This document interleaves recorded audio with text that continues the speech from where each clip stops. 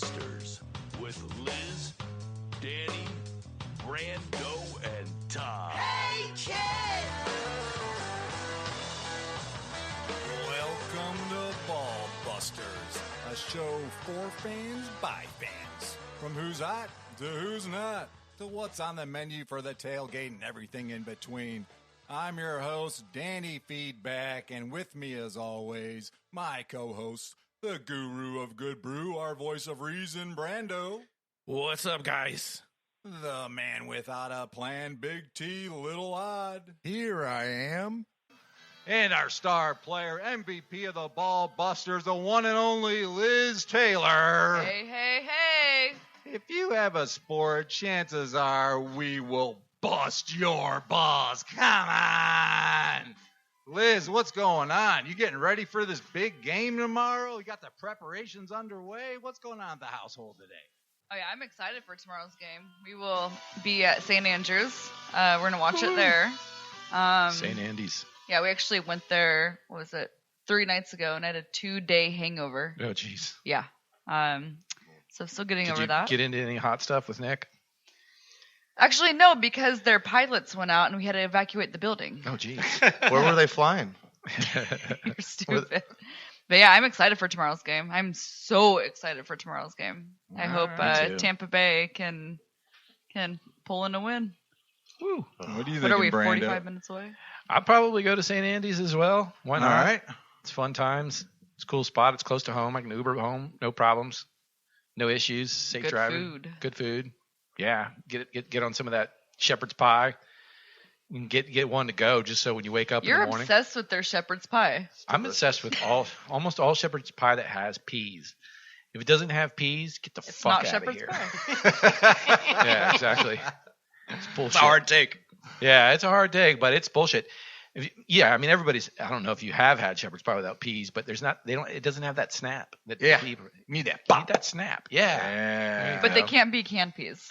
Yeah. 'Cause No. it's can be mushy. so It has to be like, real poppy peas. yeah, literally. Mm-hmm. And they I got love that. food. So, and I can get an order to go. And then when I wake up in the morning, I'm a little rough. Super Bowl morning Monday, feeling Super Bowl-ish. Kind of keeping that word going on that Todd brought up last week. Yeah, I'm feeling Super Bowl-ish. Are you And going to there's- smoke a Super Bowl? Yeah. Yes. I'm gonna smoke. I'm gonna take a Super Bowl dump. Then I'm gonna smoke a Super Bowl, and then I'm gonna reach in my fridge, and there's gonna be that shepherd's pie. Like, oh, I'm gonna chow that down with a beer, go back to sleep, and wake up, feel like $1 million. They have nice portions of shepherd's pie there too, They do. and they are delicious. It's like a whole boat. Yeah, I remember. Mm-hmm. I came home and told my mom, was like, "Mom, if this shepherd's pie up there at St. Andrews is delicious," my mom was upset because she's like, "You never ate my shepherd's pie." And I'm like, Oh. Did it challenge her to make another one for you to compete? No, That no. sucks. yeah, I'm going to Tampa to go tailgate for the Super Bowl. Ooh, that's gonna be fun. Yeah, we made a bunch of buddies rented a cabana, a little party cabana, and we're just gonna get sauced up, drink, maybe try and sneak in. Barbecue, Who knows? right? There's barbecue. Yeah, and then I might try and do. I don't know. I mean, look for Todd to streak at halftime if I can get in there. So are you going for Kansas City if you're going to eat the barbecue? No, Liz, what kind of question is that? He's in his full Bucs gear I tonight. He's know, even man. got his got my little pirate top hat, ready to steal stuff, It's not on them yet. and I'll start with the Lombardi. He is wearing a red jersey, which is the home field team. This could be.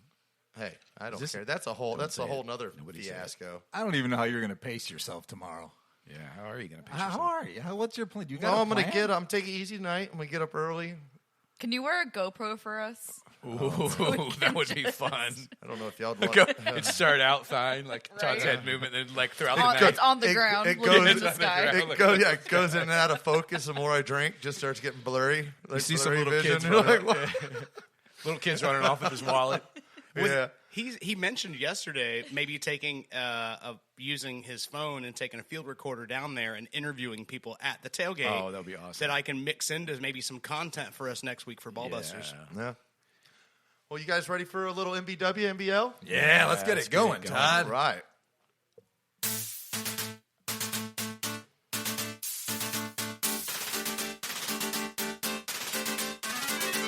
Here's Big T, Little Odd with the NBL and the NBW of the week.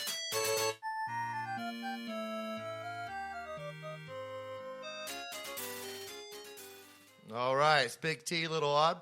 We're going to be going through the NBLs and NBWs of the week, which is natural born losers and natural born winners. Let's start this week off with a little history over the events that happened during this week in sports. We have February 6, 1971.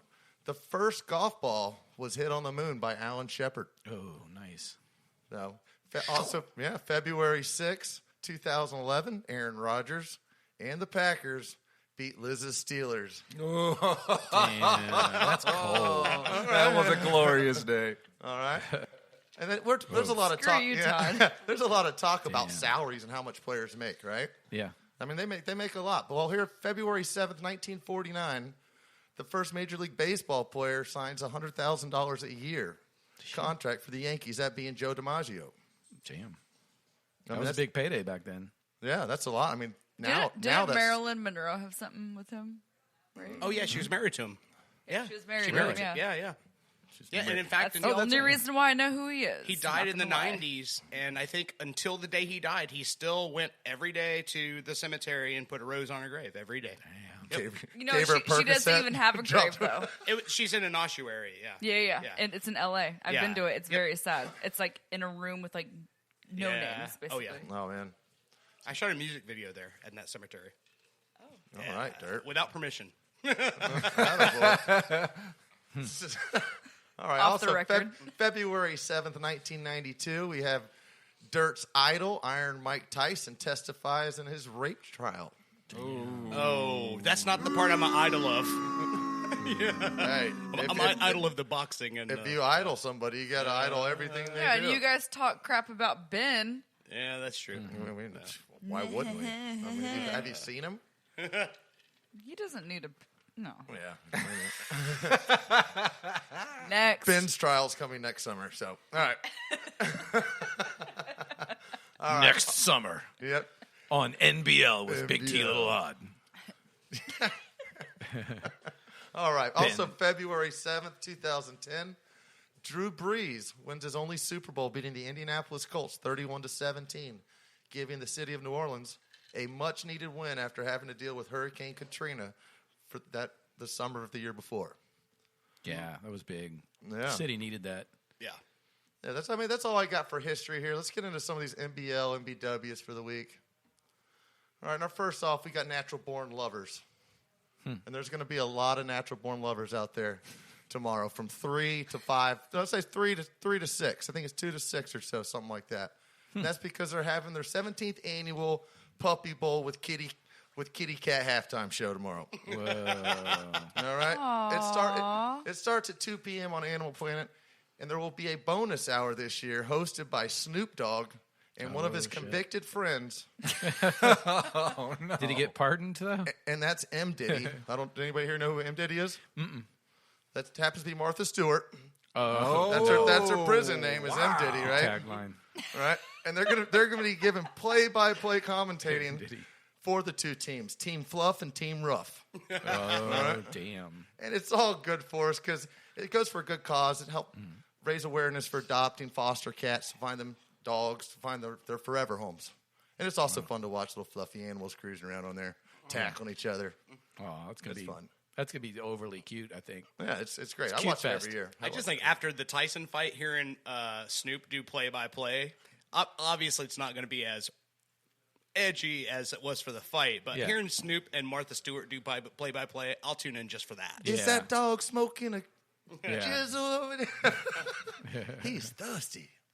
All right. Then also Monday we're going to have a lot of natural-born whiners, and that's going to be employers because this Monday coming up is the most called-in work week of the year, Yeah. and I'm participating. Because everyone's hungover. It's got it. Hangover Monday. Yeah, Hangover Monday is real. Super Bowl-ish.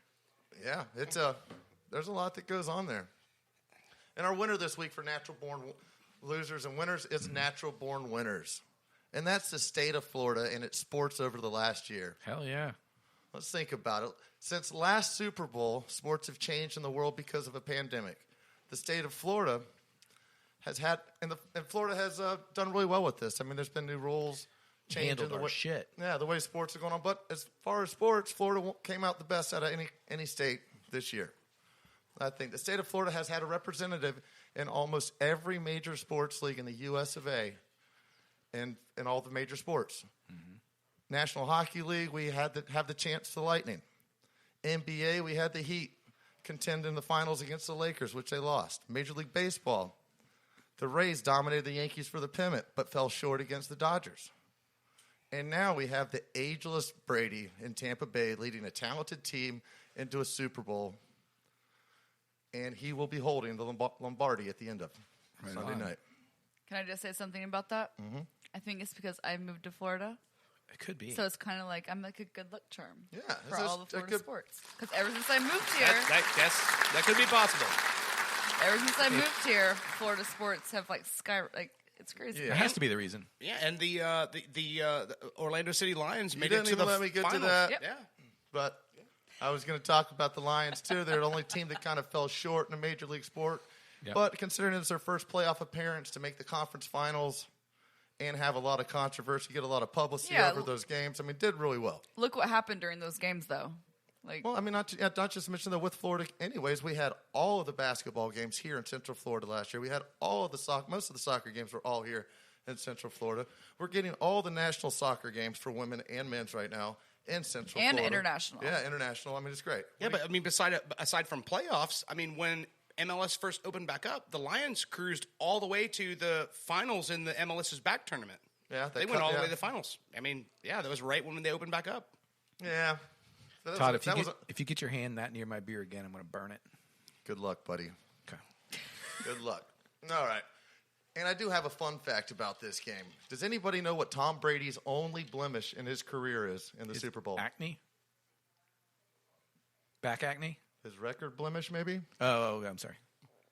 I know you've seen him Anybody. from head to toe. But Does anybody know how many points Tom Brady has driven down and been responsible for in the first quarter of the Super Bowls? In 9 appearances, how many points is he responsible for? All 9 together? 0. All 9 together? Yep. Damn.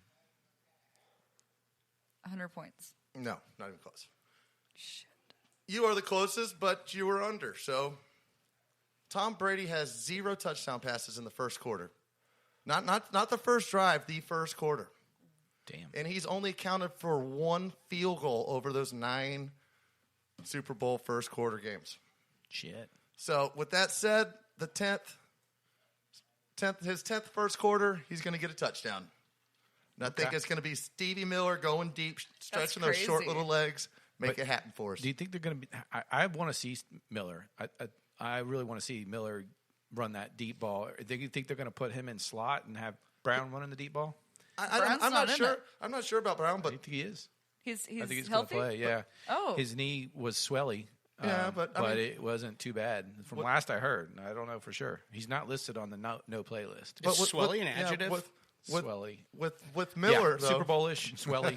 with Miller, it is Miller comes in and you kind of see it happening.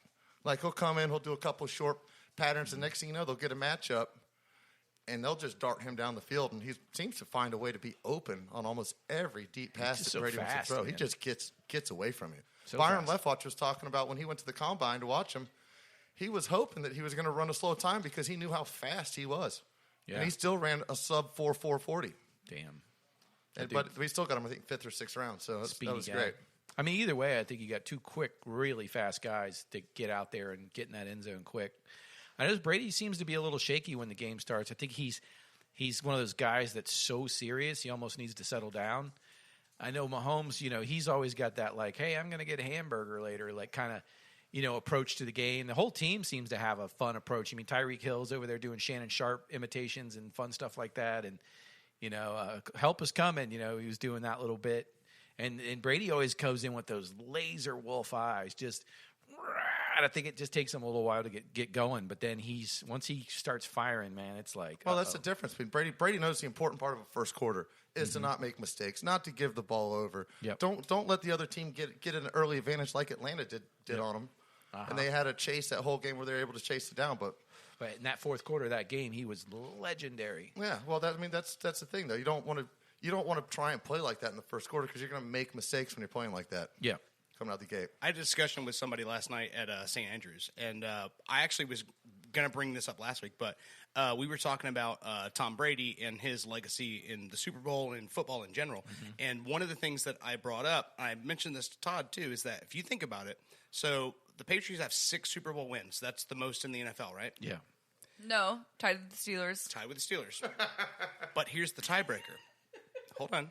Here's the tiebreaker. How many coaches and quarterbacks did it take to get those 6 Super Bowls for the Steelers? 3. 3 coaches and 2 quarterbacks. Mm-hmm. Next to them is 5 with the No, Cowboys. 3 quarterbacks. 3 quarterbers? No, it was Terry Bradshaw and Ben Roethlisberger has Roger 2. Staubach, too, I think, had one with you guys. Yeah. No, Roger Staubach was with the He Cowboys. was also with the Was he? Steelers. Yeah. Was he? He was with Okay, the either way, Steelers. just making my statement. The difference is, so that the Patriots are tied with the Steelers, and they had Just to do Brady it with himself. multiple quarterbacks and multiple head coaches. The And Patriots, multiple decades. yes, the Patriots have 6 Super Bowl championships with 1 head coach, 1 quarterback. Yeah. That is dominating AF. Like, that's Yeah. crazy when you look at that stat. That's nuts to look at. I 100% agree with that. conference. If you look too at Montana, and you look at him as the GOAT, 4 wins, no interceptions. So he's 4-0 Yeah. by himself. Right. Same coach? Or Niners? I don't know, but they So have they're probably the closest. maybe, but they also thought have Joe 2. I only thought got they have 2. He might. got I don't 4. know. I don't know because you remember they have Steve Young too. Yeah, They have some yeah. with Steve Young. Well, No. Montana was on the bench when Young won a couple, too, I think. That was like their middle of their Oh, turnover, but he still gets too. credit for those. Yeah, of course you have. Yeah, that's that. Yeah, Well, that could I'll be. give you- That could be. Can anybody here name the 2 conferences in the last 15 years that has had Divisions. the 2 divisions in the entire NFL who have had a representative of every person in that division, every team in that division in the Super Bowl in the last 15 years? There's 2 conferences. 2 divisions. 2 divisions. I keep. Yeah. Anybody want to guess on that one? AFC North. Negative. NFC South. Come on, you got the Browns. NFC South. Okay. I would say AFC East. Because that's AFC, what the you have the Patriots. Dolphins. Oh, the Dolphins the have never- Patriots, No, yeah. Dolphins haven't gone to a Super Bowl since when? Oh, But you're the talking about Patriots- every team? Every team is represented in the Super Bowl. Oh, So you got I'll go in the NFC South, West. you have Atlanta, you have Carolina's been to 2, you have Tampa Bay going to their first in 17 years. You have New Orleans who had one. NFC West and South. Right, there you go, NFC West as well. Wow. Yep, with Arizona, Rams, Seahawks, and Arizona. What's the other one? Niners. Yeah. They catch a Niner in there? You calling from a walkie-talkie? All right, that's what I got for this week's MBL MBW. All right, now that we've seen the world through Todd's beer goggles, we're going to step aside, but stay right there, because up next, Brando's going to tell us why Cam Newton plans to lose 20 pounds this offseason by simply keeping balls out of his mouth. You're listening to the Ball Busters. Come on.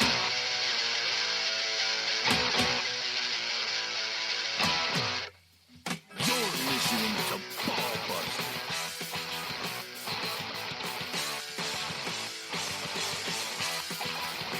Thought life there's one free ride. Spend all my time getting high. Never know what to expect from me. The worst you get is the best you see.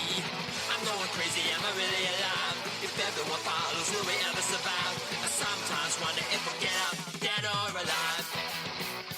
Dead or alive.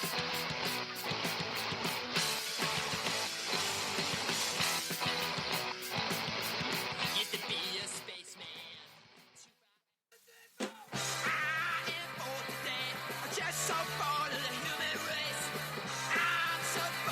You're listening to Ball Busters.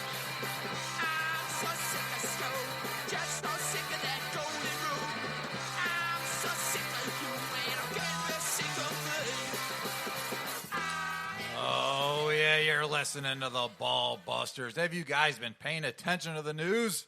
Crazy headline Super Bowl week. I know I have not been paying attention, and that's why we got our main man here, Brando, to fill us in. Yeah, Brando.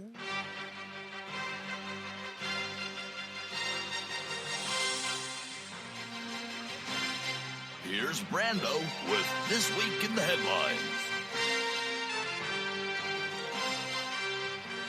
All right, guys, we got some fun stuff going on. Not only do we have the big game coming up this Sunday, but we've got some other stuff going on in the NFL. Goff moves to the Motor City, but will he be laying pipe? Harden passes a meatless meatball to Cam Newton. The Maniac calls out Triple H, but can they match the excitement of the New Japan Pros? We'll talk about the key players that will and will not be playing in the Super Bowl and what that could mean. And it's time to get your engine started, sports fans, because this is going to be the best year of NASCAR ever. And could Liverpool be on Big T Little Odds list of NBLs next week with a 2-game home game losing streak? Wah, wah. And She Believes is coming to Orlando.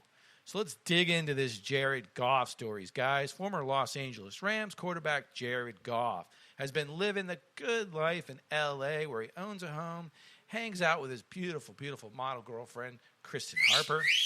Yeah.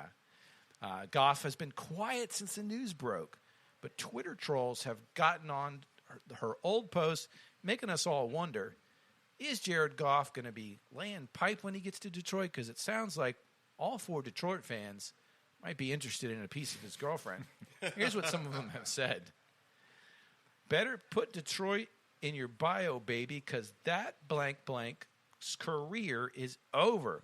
With his bum asterisk got traded for a dead old washed-up quarterback, cry face, to a bum team, and Detroit is an effed-up drug city to Goff. Good job for robbing the Rams for that cash, though. 2 big smiley faces. These are on his girlfriend's page, like a really, really sexy picture of his girlfriend posed with the stud quarterback, who I don't know if it looks like he deserves a piece of tail like that, but good for him. Oh, come on. Goff's a good-looking guy.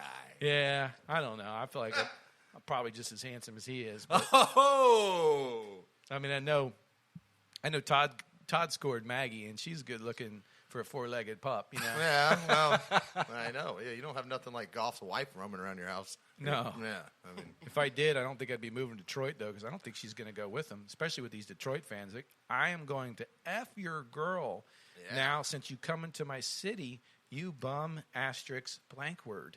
So are they that upset that they're losing Stafford?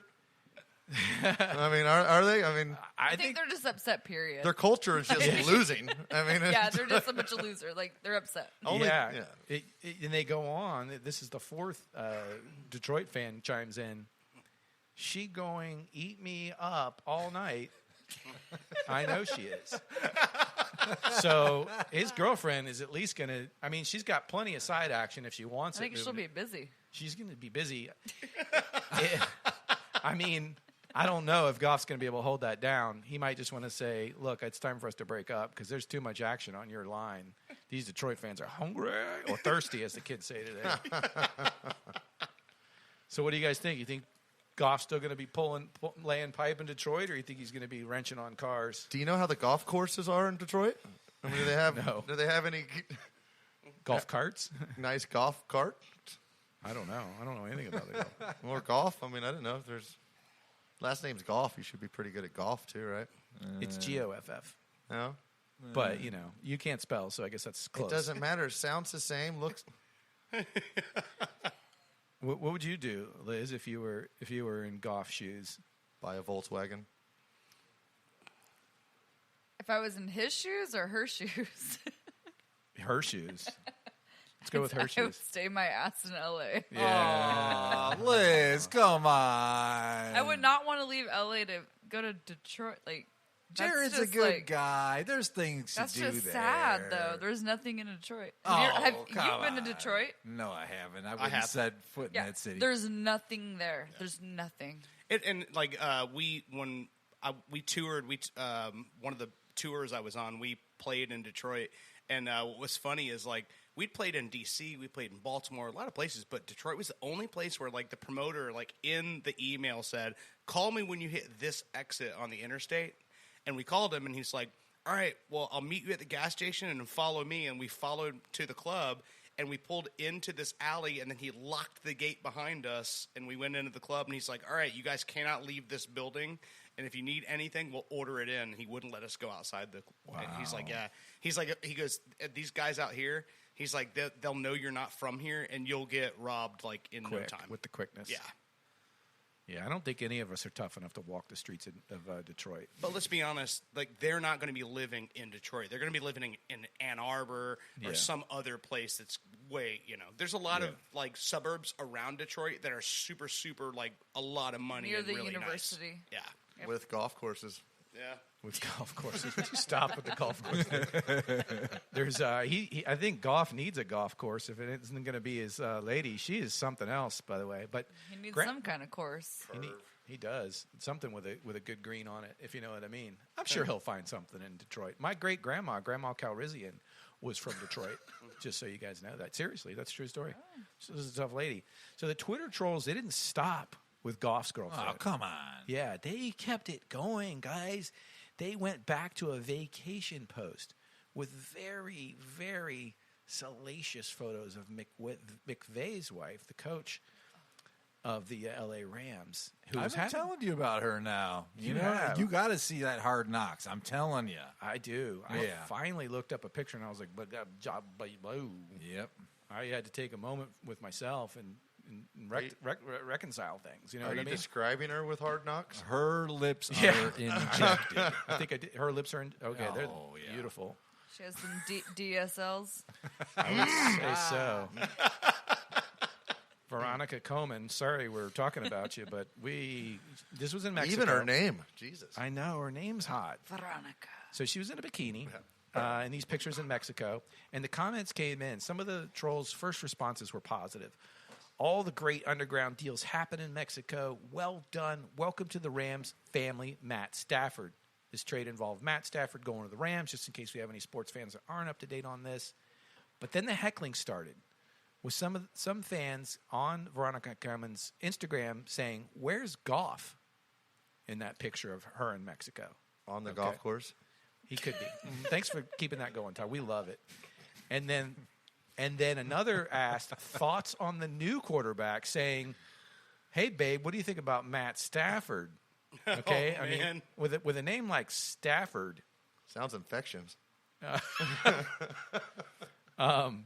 Yeah. So, and Coach looks very happy with his new quarterback. One follower replied. So, yeah, guys, what we're looking at here, and we look at these different things. This goes back to a 2018 text that Goff sent out to the team, basically saying, "I would love to lay some pipe in McVay's girlfriend." This is his coach. I mean, it's locker room talk. Whoever leaked that out, but it got back to McVay. Kind of makes you wonder, with all this heckling going back and forth, was this a love square that went wrong?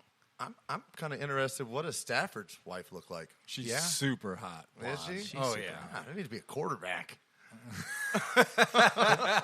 More importantly, what does Dan Campbell's wife looks like? Ooh. I don't think she has any that's kneecaps. He already ate those off. But I don't think I would be nothing but hello, how are you, ma'am, to Dan Campbell's wife. Because that guy is an animal. Well, yeah, and his wife is a ma'am. You know what I mean? That's the thing. Like, come on. Would you lighten up, McVay? You're the one that had to get the hot piece of ass. We're not supposed to make little jokes, little comments about it. Exactly. McVay, you are not a cool guy. What do you want me to... Oh, man, I wouldn't put my penis inside of that man's wife. She's so is that what ugly? you want to hear, McVay? Yeah. Come on. So I brought Good luck with Stafford, because he's a Stifford. I brought my supermodel wife up here, but don't let me catch you looking at her. Yeah. She comes up looking hotter than an Idaho potato. But I don't know who's from Idaho here. Is it Goff or Veronica? Who? Why? Are you Irish or something to find potatoes hot? Yes, I am Irish. I mean, they're always Obviously, dirty, full of she's dirt. the hoe. I mean, Everybody loves a dirty hoe. Right? I mean, who doesn't? I mean, I'm not speaking for these two young ladies. I'm just thinking what people like, you know. is that like a chocolate-filled ho-ho? Yes. Oh. Chocolate or vanilla. We Oh don't man, care. this might We be don't- dangerous. We're good with both of those. She's already trending. Dan Campbell's wife. Oh. No, 'Cause of what? No. Because apparently you're not the first person that's asked this question. Oh, Lord. Bring us up to date. Breaking news. Dan Campbell's wife is trending. That is Dan Campbell's wife. Oh. On the right there, Yeah. looks like Hello. a dude or something. There, right? On the left is that's her. a That's man. her right On the there. right is a woman, Yeah, Todd. that's Got a nice smile. He's still figuring out the gender thing. Just lift up the tail, Todd. Yeah. Yeah, that's her. No swimsuit pictures, huh? No, that's the only one I got. Apparently, she's not like, a public figure In the like media. Yeah, exactly. Way to go, Dan Campbell. So, Yeah, that's. but this deal looks a bit emotional. Let's dig into this. Who do you think got the better end of this? Detroit? Let's not dig too deep into this. Okay. We got a TGS coming up. All Oh, right? Let's yes. not dig Gotcha. too deep. Let's Okay. not dig too deep right. here. So okay? we're gonna savor this. yeah. We're going to piece of circle news. back to that one. Then melt in our mouths. So just to recap this little section here, guys, the 33-year-old battle-tested warrior Matt Stafford is headed to the L.A. Rams. The 26-year-old one-time Super Bowl appearing Jared Goff is heading over to the Detroit Lions. But let's move on to some more purple guys. The maniac in purple and gold calls out Triple H.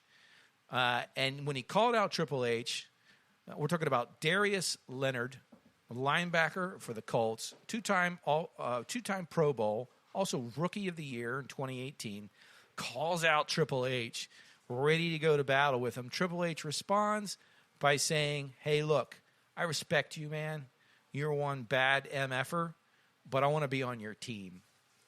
And linebacker from the Colts, Darius Leonard, accepts the challenge and is going to go by the maniac in purple and gold. I love these luchadors, and I love their their names, their colors, all that stuff. And this isn't the first time, right, Dirk? We've seen other football players hop No, in the yeah, ring. and WrestleMania, we're basically the road to WrestleMania started on Sunday with the Royal Rumble. That's their biggest event of the year. They draw up to 80,000 people in attendance at a WrestleMania. It's one of the biggest live sporting events in North America every year. Damn. And every year they do something like back in '97, Lawrence Taylor headlined WrestleMania and wrestled Bam Bam Bigelow. Oh, yeah. You've had The Big Show wrestle Floyd Mayweather. Right. You've Brock had, Lesnar. Yeah, Brock Lesnar was in there for a bit. Brock Lesnar doesn't count because Brock Lesnar was a wrestler before he was anything else. So, yeah. You start as a wrestler. No, he started as a wrestler, then he quit, then he tried to make the Vikings, and he got cut and put on the practice squad. His wrestling in UFC is Brock Lesnar's thing. But the celebrities are a huge part of WrestleMania. You had the first WrestleMania, one of the main events was Roddy Piper versus Mr. T in a boxing match. Oh, right, So, right. I mean, That's awesome. that's a common thing in WrestleMania. In fact, a few years ago, Snooki from Jersey Shore, Oh, right, yeah. she wrestled at WrestleMania. So That's awesome. they always have those events. And also, Ronda Rousey joined in on, came out of the audience. Gronk. Gronk got in the ring. Yeah, Gronk got in the Gronk ring got in the and ring. speared Braun Strowman a couple years ago. So Right. Gronk's even been involved. Actually, Gronk was training to be a wrestler when he decided to come back and play for the Bucs. Right so on. yeah, so they have a history of doing things like that. I pity the fool. I love the crossover. I don't know if these guys are going to be able to compete with the new Japan Pro Wrestling circuit that's going to be coming to America. These guys sold out the Madison Square Garden in 15 minutes in 2019. We're going to be able to watch them on Roku networks starting February 11th, every Thursday at 5 p.m. I don't know anything about this wrestling league. I've been checking it out online. These guys look super exciting and fun, though. A lot of enthusiasm. I think I'm going to be a fan. Yeah, New Japan Pro Wrestling is probably the longest running professional wrestling organization. Wow. I Going didn't know back that. to the 70s, guys like Hulk Hogan and Andre the Giant, that's where they cut their teeth and got their, I guess you'd say their miles in the business was over in Japan. It's been running for years and years. I think the only one that might be longer running than New Japan is probably AAA Lucha Libre in Mexico City. Yeah. That one's been running for over 150 years. Is that the one so- where they wear the masks? Yes. Luchadors. Yeah. So yeah. New Japan is huge, but it's not been on television in America, so this will be huge. That gonna be you're gonna be big. able to watch it here. Yeah, Are Yeah, they guys. big guys? Are they mostly from like Japan? they're from all over the world. Yeah, They look big. I mean, I don't like the 5 o'clock time though. I mean, a lot of people are still at work. well, I think Roku you can watch things back on demand though. yeah. You can watch anything. Do wrestling fans work? I always imagine them as people that just stay home for, I don't know, just whatever reason. They work on drinking natties. Yeah, they're drinking natties in Old Milwaukee. They're the ones keeping the beer industry alive. Back when my dad was training, Waiting for wrestling to start. in bodybuilding, one of his gym partners was Scott Hall. Scott Hall, WWE Hall of Famer. He was Razor Ramon, and he was also like one of the guys that started NWO back in the day. Okay. Yeah, and just recently, like within the last 3 or 4 years, his son Cody is wrestling now, and him and Diamond Dallas Page trained his son Cody, and they sent him to Japan. He's wrestling in New Japan Pro Wrestling right now. Oh, that's cool. So that's where he's getting his, his Dude, I'm like you excited. say, his miles, his ring rust. Internship, huh? Yep. Yeah. Oh yeah. I wanted to go to one of these and check it out. Definitely going to be watching a couple anyway. Where are they going to be being broadcast? I mean, where are they going to be filming at? Oh, I'm not sure. It's a tour. It's all over. It's just like WWE. It's different stadium every week. Oh, that's awesome. Yeah. I thought We gotta go check WWE this out when still they come doing to town, stadium guys. tours right now, though. Not right now. Yeah, that's but why I Japan is wondered. totally Like with this different. year, I figure they're going to have just if they're coming to town or if they're coming to the country, I figured they had just a designated city they're going to be doing all this in. Is all. No, They might. as far as I know, in Japan, they're still. I mean, Yeah, they're still cranking. They got over. They're already past all of this stuff, so they're doing the live events again. Cool. Oh, so they're not coming. I thought they were coming to the They United might come. States. I mean, I don't know Oh, for sure. they're I not? would Okay. guess I if they think did, that's they'd go to why. Tampa. That's why you got the 5:00 start time is because of the difference in time zones. Yeah, but they're Gotcha. like 12 hours. So that'd be, Yeah, it could be. I don't know.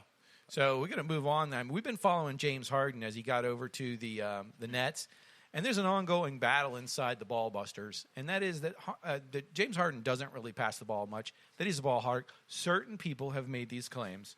We're not going to call them out now, but Harden is going to get credit because he might be passing a meatless meatball to Cam Newton because he sure is passing balls to everybody else.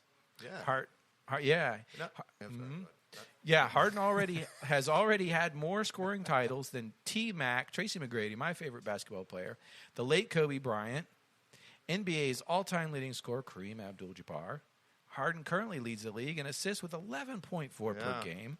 He's the only player averaging double-digit assists this season. And during Tuesday's matchup with the Clippers, Harden passed yet another Hall of Famer.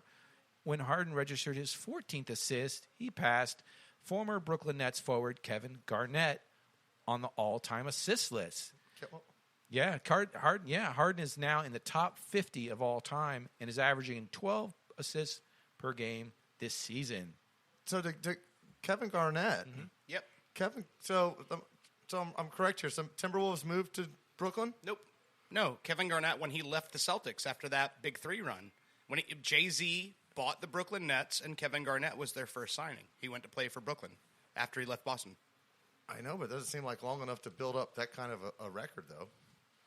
Yeah, I mean, it might not be that was the end of his. That was the end of Garnett. Yeah, Garnett's Well, no, time.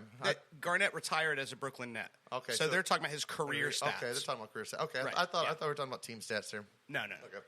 So, are you guys convinced this guy's a team player or not? Does he need to make a batch of vegan meatballs for Cam Newton? Because Cam Newton's going on a diet. He's already a vegan. Did you guys know that? Yes, I did. That's kind of crazy. Him and Nate Yes. Diaz. Yeah.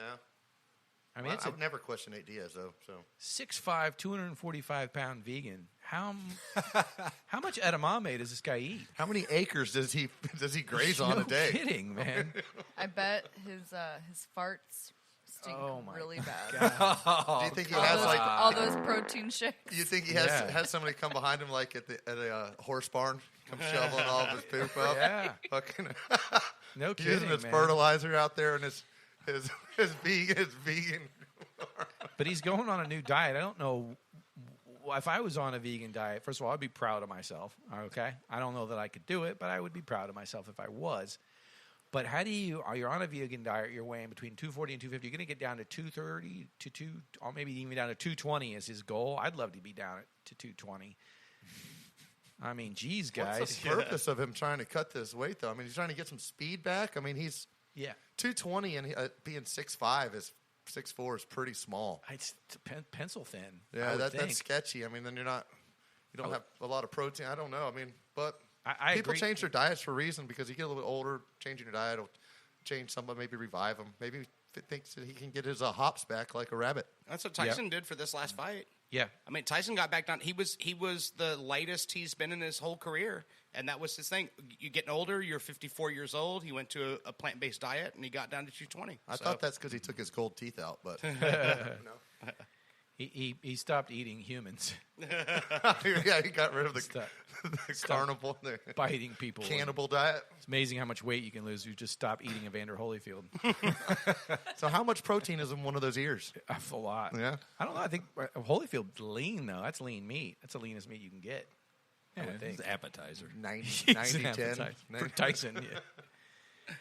That's funny, guys. Yeah, so Brady, too. I just want to throw that out there. Brady's a vegetarian, I think. What? Yeah. Yeah. Brady. So if you can, but you can still eat fish, though, right? yeah. That's a That's a pescatarian. pescatarian. Yeah. I don't know. Vegetable is a... Are we talking about religion or food?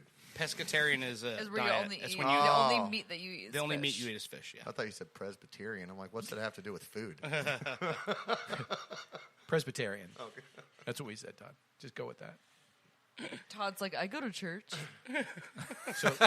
I like fruits. Anytime I feel like getting struck by electricity, I'll go to church, okay? It's like a big old thunderbolt comes and hits me. I am blessed. You are not welcome here. Time to go repent. That'll knock the meatballs I'm out not of you. Catholic.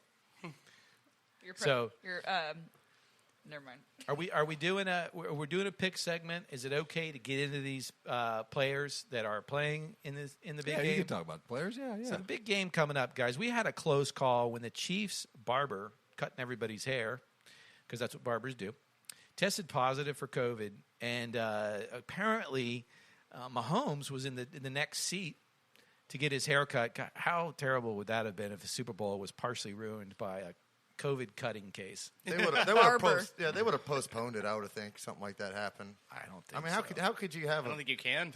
Too much money involved. No, I don't think they could. You underestimate how much money. I know, but you say that, but a lot of the main sponsors backed out because they didn't want their name on this anyways in case there was an outbreak. That's true. Yeah. So I mean, for me, But those still. sponsors, Like Pepsi and So but they're right. putting in other products, which is like, I feel it's almost like a. Right. It's like a political play. Like, hey, we're not advertising in the Super Bowl just in case something happens, but there's 20 other products that we want. Right, but for instance, so I mean, with say this barber did get through and cut those 40 guys' hair or 30 guys' hair, they all test positive. Is the NFL going to say, all right, you only got 25 players, we're just going to play Gotta Iron Man forfeit. football? No, they're not going to do that. I mean, I don't know what they would have it's done. almost as silly as Durant. But I think they would have I think they'd have made him play, but who knows? Thankfully that didn't happen. Bruce Arians recently said of his players, Jordan Whitehead, Antoine Winfield, and Antonio Brown, that they were all trending in the right direction to play this Sunday. Todd's giving me a big thumbs up on that. Yeah, what are your thoughts on that? I know Antonio Brown was swollen knee. I think Whitehead was an ankle. Winfield was a shoulder. Well, Whitehead was a shoulder. He jacked up, causing that fumble on Aaron Jones last week. But Okay. Can I one just of the two say? fumbles he caused. Can I say how mad I am that both Le'Veon Bell and Antonio Brown are going to a Super Bowl and Steelers aren't? That's comic relief That there. is kinda funny. But with that said, I was wanting to buy a jersey tomorrow when I was there, and I was wanting Winfield Jr.'s jersey. Right on. But I'm only going to take it if he's going to be playing. Okay. I mean, I don't want to go buy a Super Bowl jersey and them not even playing the game. So if that think happens, he's I gonna might play. get the center's jersey, Jensen. Yeah. And I like that little tyrant. I think he's gonna. I think he's gonna play. I mean, he's listed. A lot of these guys are listed as questionable. Cameron Brate, back spasm. I think everybody's got. I've got back spasms right now, and I'm doing this. So Yeah. what's the difference? You know. You should just get a Brady jersey because No. without him, y'all wouldn't even be here. I don't care about that. I'm not. Winfield's going to be here for 12 seasons. Yeah, So I'm but gonna be Brady able to- might be here for one season, bringing you guys a Super Bowl. Well, he already said he wants to play for 3 more. So That if he don't play- mean he's going to resign with Tampa. I'll buy it next year. Next year's Super Bowl. Hopefully, he signs with the Steelers. Super Bowl. I mean, come on. I want Brady to sign Count with the them Steelers. chickens. Brady and the Bucs are trending up come right on. now. I think See how Brady's- many teams Brady can bring to a Super Bowl. We're not so shitty anymore. It'd be a fun. Yeah, news. because of Brady. Well, Brady came here because he got a lot of athletes, got a lot of threats. When's the last time he had all these threats? I He's don't got think a lot. ever. I think that's why. That's why he left. Since maybe right? Branch and Moss, I think. Yeah. He's got a stacked team. But Eric Fisher, the left tackle for the Chiefs, is not going to be playing. That's for sure. He tore his Achilles tendon. Wow. Yeah, so That he's was last out. game, right? Yeah, last game? I think that. Yeah, they had a bye week, right? Yeah. Gosh, my memory goes pretty quick. But I know Willie Gay, the linebacker, is out. He's getting knee surgery. That sucks. So they're missing two pretty big players. I read another article today trying to get really caught up. There's a lot going on. I mean, there's just games are moving so quick right now. That there was another front tackle that protects Mahomes that's out. So Mahomes has got that creativity. So I don't know that this is going to affect either team that much. I don't mean to take the steam out of this little bit here, but I think we're looking at two pretty healthy teams with the exception of a couple people that have got questionable minor injuries.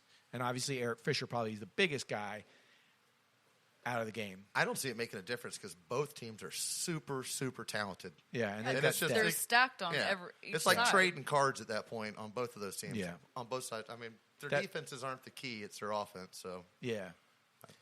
But, guys, I want you guys to get your engines ready. Turn that ignition. Stomp your foot on the gas because we got the greatest freaking NASCAR ever. Let your dogs off the leash. Tell your wife to – well, don't do that. Hide it's your time wives. Hide your wives. Hide your kids, hide your wives. Hide your kids. It's time for racing season. Next week, we're kicking it off with a Daytona Speedway road course. Aaron Jones took that win last year, but Chase Elliott is the favored with 4 roadway wins last season. There's going to be a record 7 road courses in the Cup this year, guys. And there's a dirt track, I believe, this year. And there's a dirt track for the first time since 1970.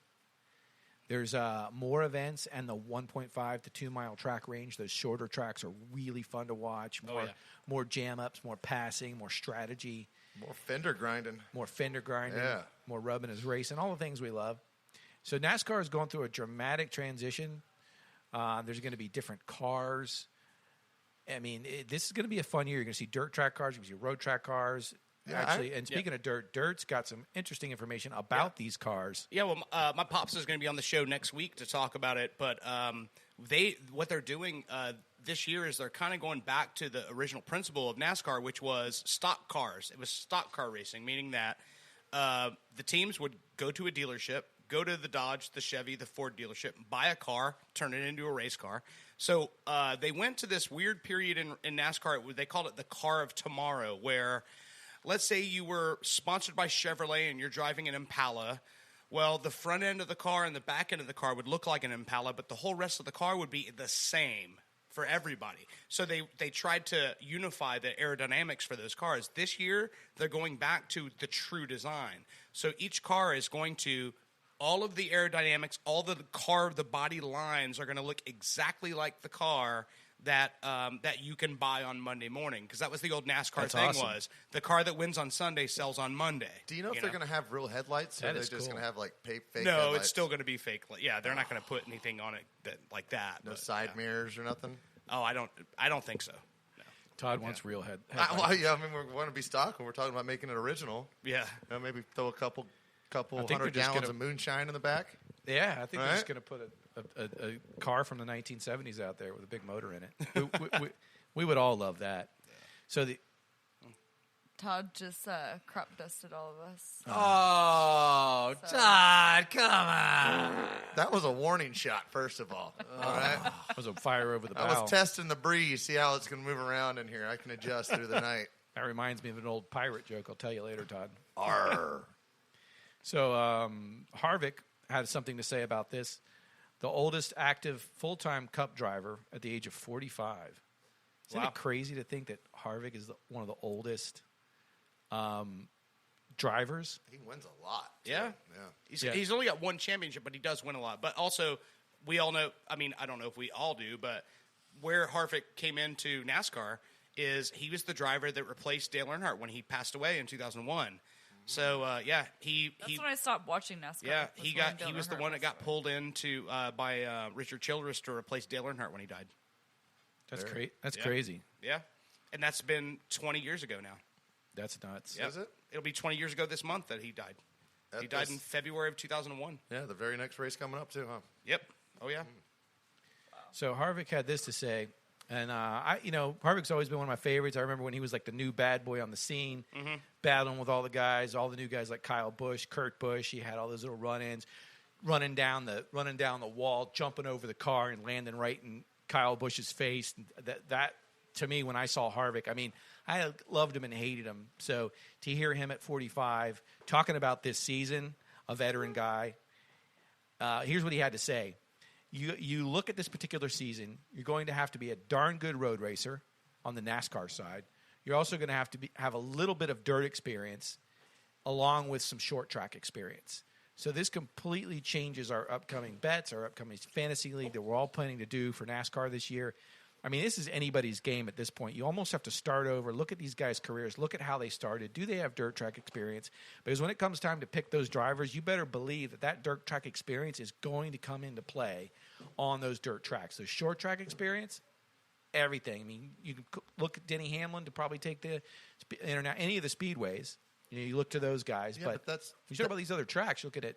Yeah, new guys. Dirt track is it's the training wheels for NASCAR drivers. Yeah, I mean they spend a lot of time dirt track, right? A lot of midget, of midget racing, outlaw racing, open wheel racing's a big thing too.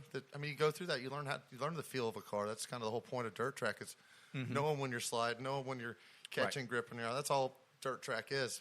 I'm happy to see a dirt track race. I'm just curious where they're going to do it. They're going to do it on the beach in Daytona? Bristol. No, it would be. That would be bad, If they brought it back to the beaches of Daytona, I think Daytona would flip over. PETA would be pissed. You're killing the turtles. Yeah. You're killing the turtles. What if they did a giant turtle restoration project in exchange for putting the track out Sponsored by Turtle Wax? Yeah. Well, the reason dirt track racing is actually such a big part of NASCAR is because for all these teams that and technology has changed a lot, but originally with these drivers that become NASCAR drivers, they usually start in dirt tracks because it's affordable for the average guy who wants to get into racing. Yep. You can take a late model car, used car that you buy on a lot, gut it, throw an engine in it, take it out on a dirt track. I mean, everyone's sliding, everyone's bumping.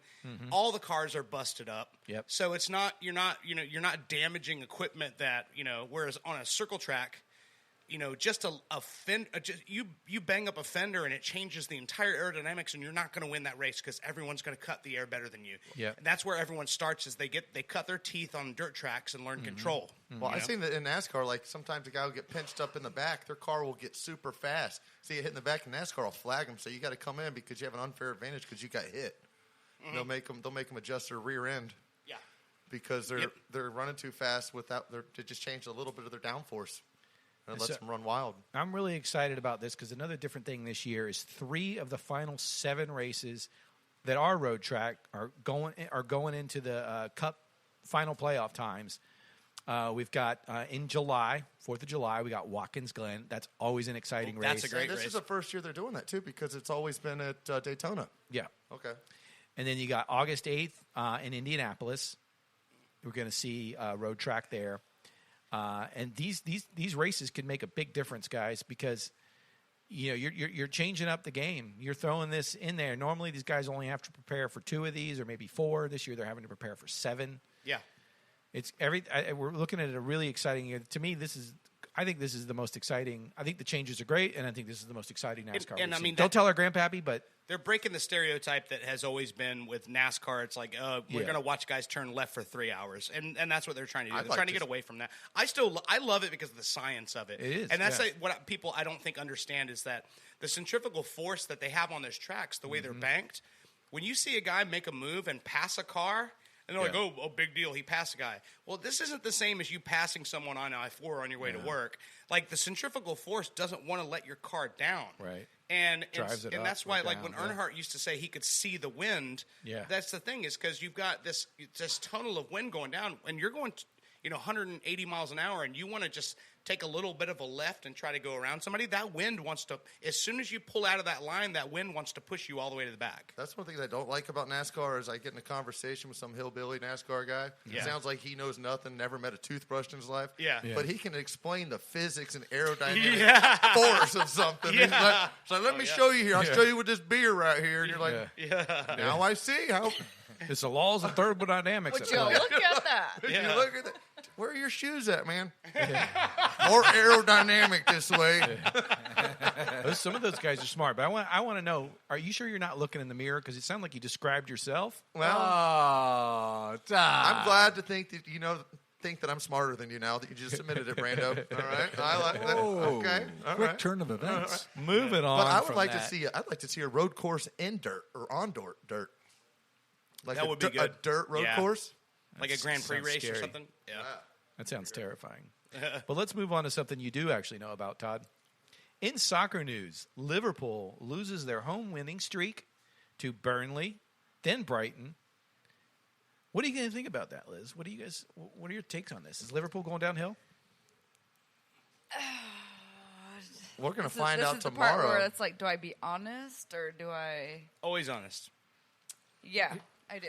I Damn. think that we're going Why? to go through a losing streak. They don't have Van Dijk we anymore. went. Yep. Yeah, so that's No a Van big. Dijk. That's a big part. That's It's a big missing on the part. team. It's a linchpin. We went from 2017 until Burnley beat us at home, unbeaten at home. Could you describe Burnley? They're ranked 19th, 17th hate in the you, league, and then Todd. they lost to Brighton, who was I think they're 15th in the league. 14th. 14th. Yeah, and now they're playing Manchester Manchester City City tomorrow, tomorrow, who yep. is battling with Manchester United for number 1 in the league. So Liverpool's looking at.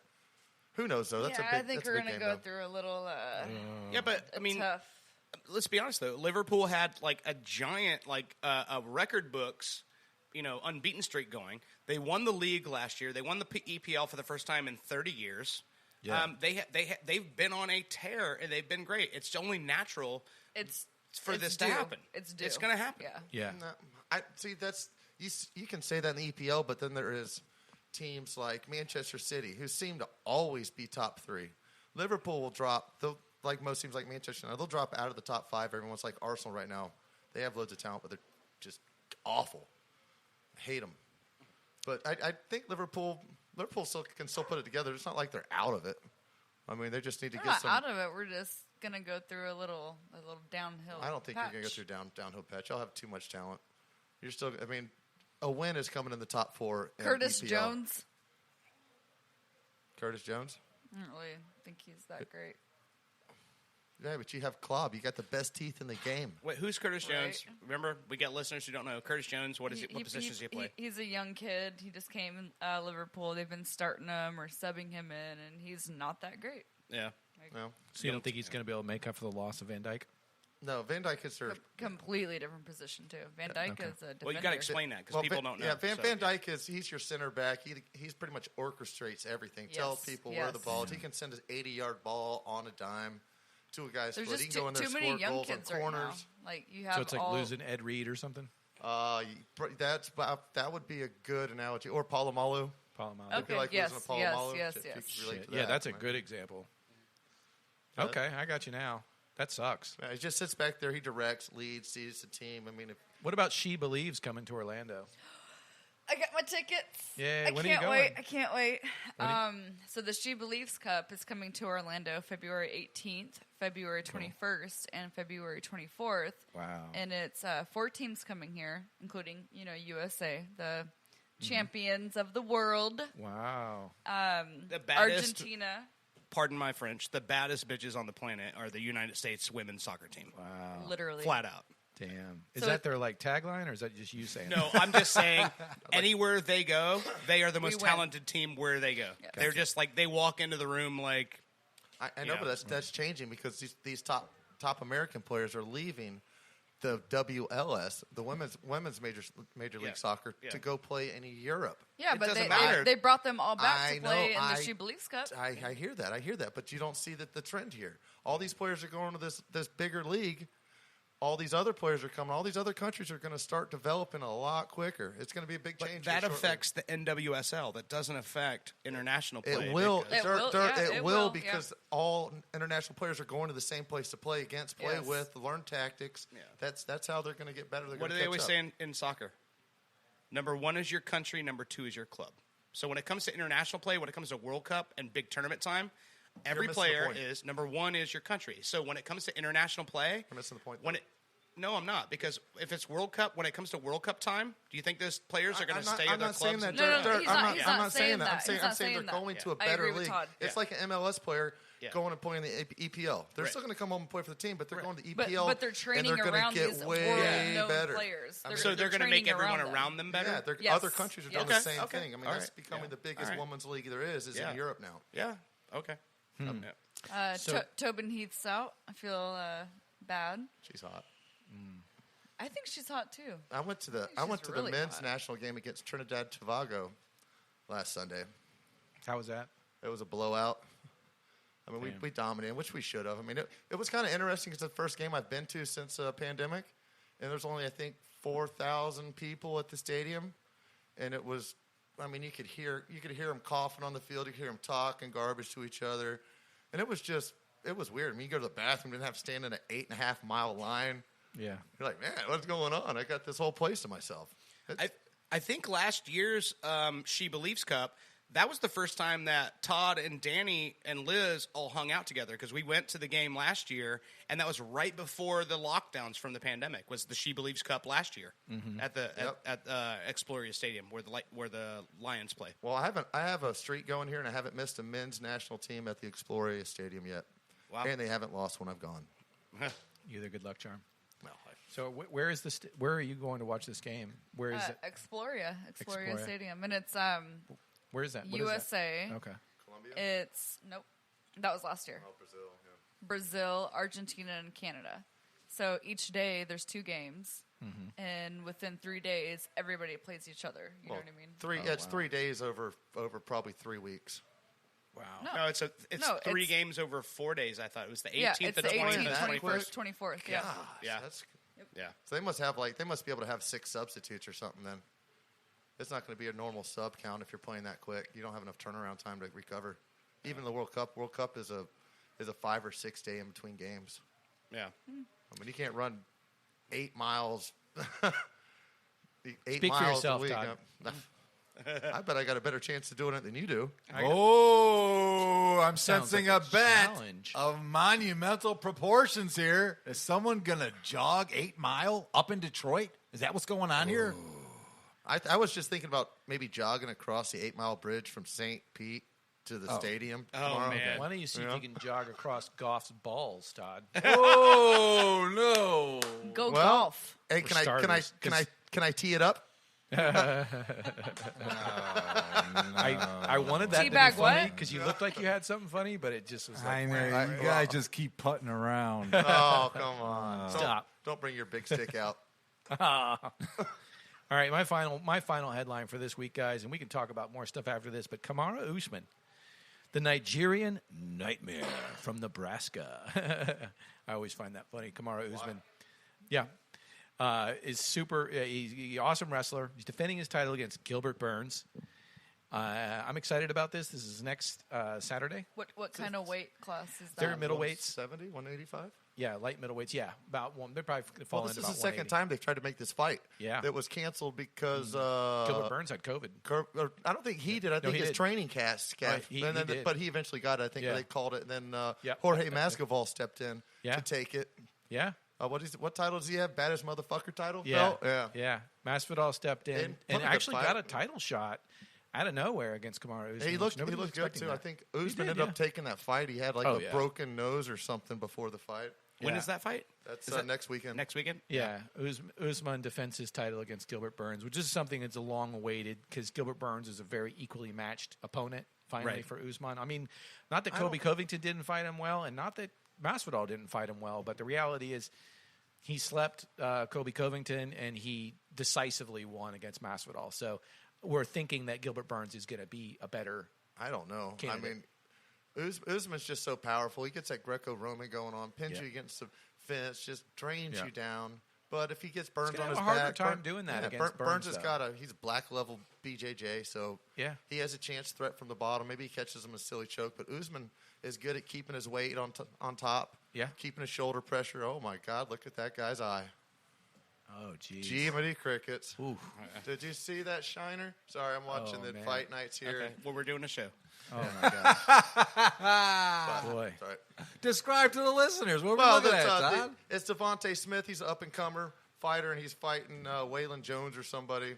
And apparently he just stuck him really good, busted his eye up. It looked like, I don't even know how to describe that purpleness. All right, guys. Well, I appreciate that thought from left field, Todd. We'll bring you back to earth as soon as we get the chance.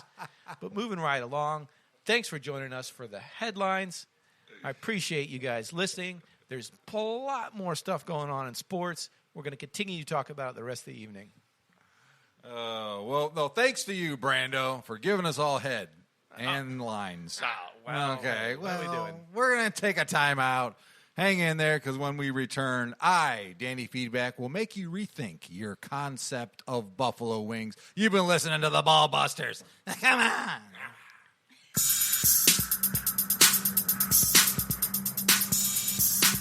Get ready to get weird. I'm coming to your heart from the bottom of this year. Chaos, pure fear. You're not here, I do it. Fuck this game and slam, I blow through it. All these things you don't know, it's proven. Open up your mouth, I'm out of through it. Get ready to get weird. You're listening to Ball Busters. Get ready to get weird. Get ready to get weird. It's like trying to tame an untamed beast. You can't fuck with me. You can't fuck with me. It's like trying to tame an untamed beast. You can't fuck with me. You can't fuck with me. Yeah. Get ready to get weird. Tell it to your mama that I'm blasting the kids here. Everything you try, you catch in your eye. I shove it, talking like you wanna hit this. I know it when I say you cannot hit this. I prove it. Come into my time machine. Now you blew it. Get ready to get weird. Get ready to get weird. Get ready to get weird. It's like trying to tame an untamed beast. You can't fuck with me. You can't fuck with me. It's like trying to tame an untamed beast. You can't fuck with me. You can't fuck with me. Fucking up your future, y'all. You know it's your boy Shake. I'm getting in your panties and I'm making that ass quake. I ate a ton of acid and I drank 1 million beers. You jump, motherfuckers, better jump, motherfuckers, because you know it's gonna get weird.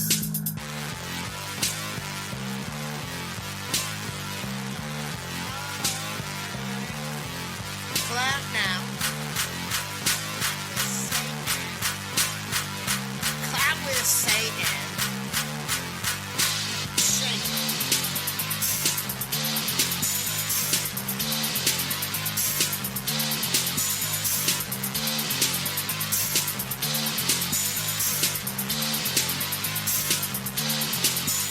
I got bunches of bitches, oodles of whores. You run in your mouth, I run on the floor. I got bunches of bitches, oodles of whores. You run in your mouth, I run on the floor. I got bunches of bitches, oodles of whores. You run in your mouth, I run on the floor. I got bunches of bitches, oodles of whores. You run in your mouth, I run on the floor. Get ready to get weird.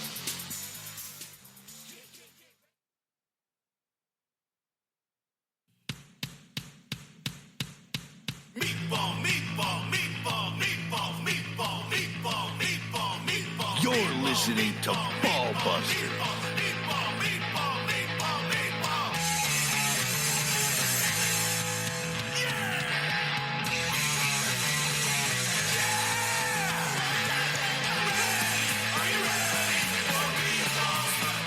Oh, yeah, we are ready for meatballs and spaghetti. Awesome, and the ass kickers leading us back from break. Oh, let's get our palate cleansed here, Brando. It's the big game. Yeah. This is the Wing Bowl. This is the reason I dressed up today. This is big time. I wait all time. year for the top two sauces to clash. And, you know, I had high hopes for stew a couple years ago, and it's finally made it deep all the way. Will it get that ring? Will it get that wing I ring? don't know. Oh, man. And now we got... What, you went down to... Were you working in Tampa all week, Brando? Yeah. Was that what was going on for the Yeah. Super Bowl? So you got us some Tampa brews? I sure- and I Did you get us Kansas City beers, too? Sort of, yeah. Okay, all right. I have a representation of now there's a little bit going on with Boulevard Brewing Company that made their beers a little bit hard to find. Number one, the Chiefs being in the big game coming up. So obviously that makes Kansas City breweries hard to find. There's not a whole lot of Kansas City beer out there. But I do have a representation for Kansas City in the Super Bowl tonight of beers. And we all know that Andy Reid likes to celebrate Junk Food Fridays with his team. You gonna play us the clip, Danny? No. We've overplayed it. We've heard it before. Yeah, so yeah. Andy Reid loves doing Junk Food Fridays with his team. They get excited about it. They're having a fun time in Kansas City. So I got a fun beer. It's from Untitled Art Brewing Company. It's a 8% Banana Foster's Milk Stout. Wow. Oh, man. Oh, man. This looks really good. Did you say stout? Yeah. No, Yeah. so it's Nice. stout with banana puree, cinnamon, vanilla, and milk sugar. Oh, yeah. Straight off my mom's teat. We could only wish. She's like 70 now, so it's kind of. Well, I think Todd. She quit feeding Todd at an early age. Is I that think what's that's wrong with him? Yeah. I was a biter. Goodness gracious. I didn't expect this to go there. I'm sorry, sports fans. We're back to the beers. So we got the Banana Fosters. And also hailing from East Haven, Connecticut, this brewery, Armada Brewing Company, is bringing us a 4.5% fruited sour. I want to pass this can around. Let's do a little pass around. You guys tell me what you see on the cover of this beer called the Privateers from Armada I Brewing see a Company. Where's Tampa it from Bay again? Buccaneers all day. Isn't that Uh-oh. it's a straight up Buccaneer on the can. Yeah. Wow. Well, the privateers. The Buccaneers. Yeah. I mean, The you could- what are they called? Three Musketeers. Yeah, so looking at that can, I mean, is that the closest thing to a Buccaneer you've seen on a beer can ever in your life? I just don't no. know what they would be No? doing in Delaware. Cigar City Invasion. True. Oh yeah. Yeah, that's a great. that's a beer, straight up too. buck. This I got this one because it represents a different category of beer. Yeah, sure. But that would have been a great one. I Yeah. do have something for that though, and we're going to talk about it in the seventh inning stretch. But this is a 4.5% Berliner Weiss, and we've got a Banana Foster Stout representing Kansas City. We got this pink Berliner Weiss representing Tampa, and we'll talk more about what it means to have pink juices when we talk about Tampon Bradley. Oh, wow. So we've got a great representation here. And this is a tough pairing, Danny. I'm going to ask for your advice. You are the wing sauce master. You've made for us Steph Curry. Steph's coconut curry wings, completely different from Andamacan stew. And this is going to be tough because you got two beers that are completely opposites as well. But we each got a couple wings on our plate today, so we can do a back and forth. This is a double could. pairing. This is a menage a head-to-head trois. This action. is a love square. This is everything you've ever hoped and dreamed of. I mean, this is Can the I- wing can I- bowl, can right? I- Yeah. That's Yeah, right. I would kind of like to see Kansas City and Tampa clash right here on the table tonight. That's what's happening.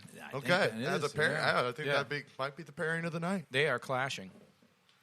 So the Armada Brewing Company is bringing us a beer, the Privateers. And that could pair up nice with this Ndanakan stew. A sour with the stew. You're Very probably interesting. right about that, yeah. All the lovely dessert flavors of this could go real nice with that coconut in the coconut Steph Curry. Or, I mean, you could swap it around. We don't know. Okay. So then what? Maybe let's do. We'll go around the table with one beer. You know, eat one wing or half of the stew. Okay. You know what I mean? And Let's we'll do go. it. Let's do it. All right. Let's start with Tampa because we want them to score first. All right. Okay. All right. The Bucs are getting the kickoff. Here we go. Can we hear the cannon because we're not cannons. going to be able to hear it Sunday? Well, the crack of the can is as close as you're getting to the cannon. But they're not going to shoot a cannon. I know about these things. Well, it'd be home field advantage then. We can't have that. Please. Somebody hand Then me what's the that big perk of playing in your own stadium? All All right, I mean, that's tell me. the first time I ever. don't know. And to not utilize the greatest trick that the stadium has. How can you not fire off those cannons? They should be firing off that cannons if it's All the just time. completely different teams playing. Oh, wow. Wow, that whiskey diet, huh? A little tough for Todd, yeah. He needs the bigger beers to compensate for the lack of whiskey. But I like what you're trying. This is the first time I've ever seen you not drink whiskey, Todd. Yeah, you're It's welcome. amazing. You're welcome. Can you see clearer? Well, Right. Hey, how many fingers am I holding up? my far sight is pretty good, but my near sight's still terrible. Just like Tom Brady. What do you think of that beer, Liz? Interesting. So what? Yeah. Oh, you didn't I mean, know? I know, His but we're eyes- talking about hot wives. I mean, he's got a hot wife. His eyes are I starting mean, to you're Hey, not. guys. You're not. Hey guys, Taste the sour. I want you guys to take a look at the face that Liz is making as she sips It's this baby. really 'cause good. It was something. Oh, this is a good face. What's that's the face you want to see when you're, good. do it. That's a happy face. So remember that. Don't remember it too much. Not right now, guys. Come on. Get back in the show here. It's an interesting taste. Oh, all right. I'm starting to adapt. I went to Are the you beer adapting? store the other day. I almost texted you to ask what kind of sour I should get. And I was up at Total Wine, but that's pretty mild. That's not too crazy. That didn't punch me in the face. It is tart. Mm-hmm. It's not as vinegary.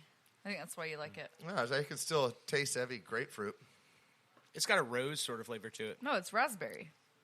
It is raspberry, yeah. Is it? Yeah. Mm-hmm. I can totally taste it. Don't you smell? Doesn't it like the rest of you guys? Is there like a rose aroma to it? It's got a floral nose to it. Yeah, it does. So that's what you would call, and that's a good observation. What are we eating? What wings are we eating with this? I guess let's start off with your boy Dominican stew, right? Dominican stew with right. the raspberry Berliner Weiss. Yeah. This is crazy, guys. Don't you threaten me with a good Now, time. with this sauce, this time, this is fresh. I made this just a couple hours ago. A whole new fresh batch. Now, when I originally did this in Dominican stew, all these fresh vegetables, I pureed them a little bit, broke it down, because then I bottle it up. And it's pretty hard when you got big old chunky potatoes and carrots and everything to get it in these little bottles. This time, I was bringing the big bowl for the wing bowl. So we got huge chunks of vegetables. This is like a real friggin' stew. You know what I mean? This ain't pureed. This is hardcore. I really laid it on thick. I put a little jalapeno powder in here, so I don't know if it's going to take your breath away, Dirt. No. You have the lowest threshold, so I was trying to kick up the spice level a little bit with this one. The spice tastes the same as it has every time I've had this. All right. I don't think so. And yeah. Why, I mean, Todd? there's every time we have in Dominican stew, the heat is a little bit heavier than some of the other sauces we have, but because of the flavor of it, I don't mind. Like it all works together. I think that might be part to do with before you're saying you really crushed up the carrots and potatoes, and so it kind of blended it in. I think carrots and the potatoes take Kind of absorb some of the that heat. spice, Yeah. right? But with it just laying on top of it, the spice comes out way Yeah, stronger. I think And the my spice tongue is is just stronger, man, too. my tongue's watering up nice right now. Yeah. It could be the sour, too, because the sour is kind of making your tongue like extra salvatory. Valid. That's a new word, too, salvatory. I think that was the Italian guy. Did you on just make that up? that one show? That's good. I did. No, Salvatore Dali Museum. They got that Yeah. in Tampa. Yeah. Hey, it's going full circle. Good observation, Danny. That's what we got you here for. Thank you. Isn't there like a UFC wrestler or something named No, maybe not. I don't think so. Or like a There's a UFC country something? called El Salvador. No, not that. Like the So Saliva glands is what I was going for. I don't even know. since we have multiple cans of each one on the table, why don't we go now? Let's take the next beer. And eat the second half of our stew. Second half of our stew with the next beer, and then we'll do the same with these other two. So Sounds we'll give good. each wing sauce here a fair shake this I week. like this organization. Yeah. Yeah. Yeah.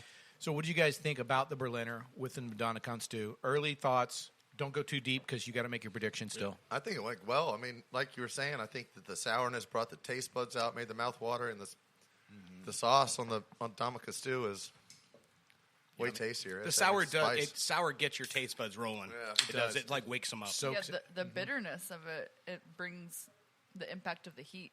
I like it a lot. I'll lock it. Look at this beer, guys. I Look at like the it color a of this. lot. Look at the color of this Banana Foster Stout. I don't know if that's good or bad or Looks like delicious.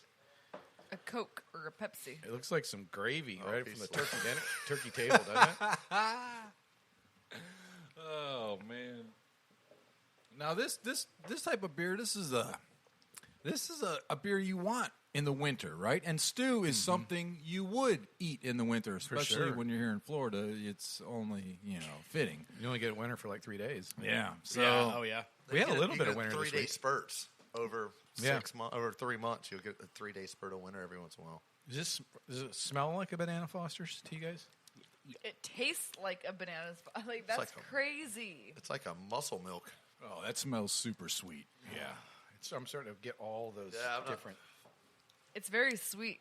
Looks like coffee to me. If you didn't, I was just like, I guess you got me some fancy espresso Flavors. here.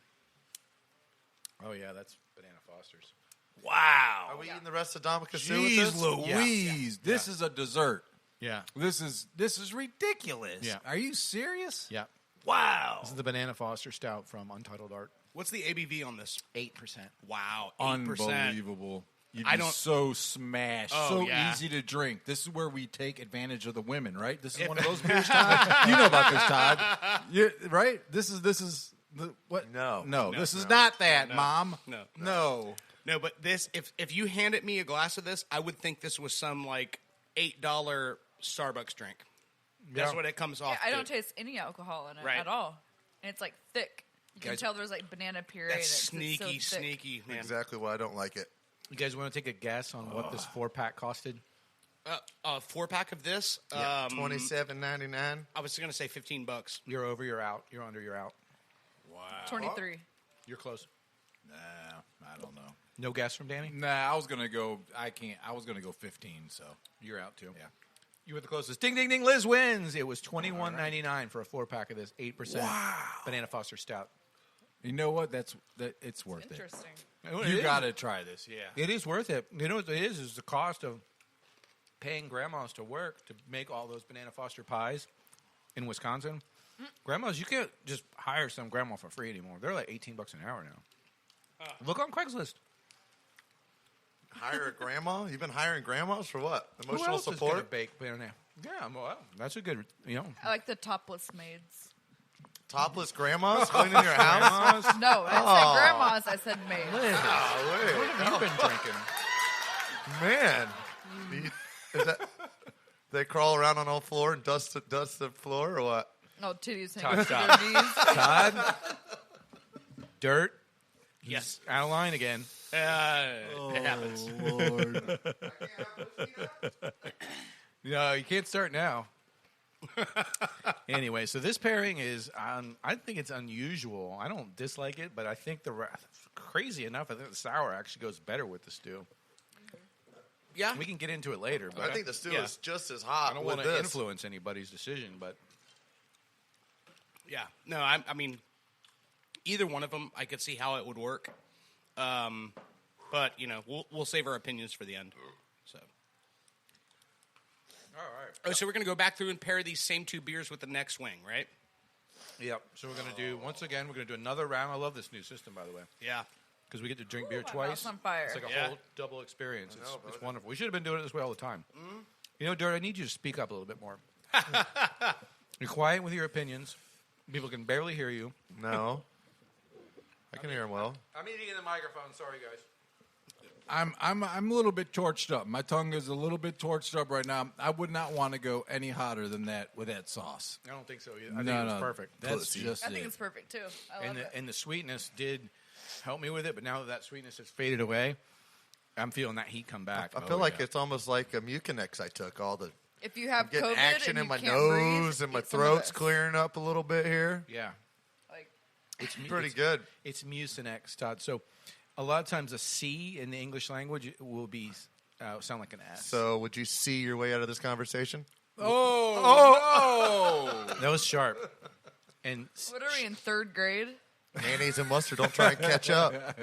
oh when you said that, you come looked like you were in third grade. I know. Your face turned into like What are the you in face. third grade? You got cooties. Ew. Oh man. Unbelievable. All right, so now we're gonna go back into this sour, and then we're gonna get into this coconut curry wing. Is that what we're doing here? Yeah. Okay. Moving right along All from right. Danny's fresh. Were those all fresh carrots? All cut up fresh? I'm gonna They make tasted you. like I'm it. gonna make you think that. Yeah. You fooled me. If those were canned carrots, I want to know where you get your cans from and who's your grandma. I thought you got those from Who's your grandma? Granny feedback. Everyone knows that. Granny feedback. Yeah. You didn't know. Like a lovely lady. She'll feed you back.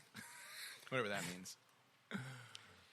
So what do you guys think about the pinkness of this beer? There's a lot of granny talk going on here. It's very Valentine's Day-y. Oh yeah, good idea, Liz. Kind of like a rosé. Yeah, it is a rosé color. It's like a little deeper than a rosé. Like a creamier rose. Yeah, I think there is some lactose in this too, so that's a good observation.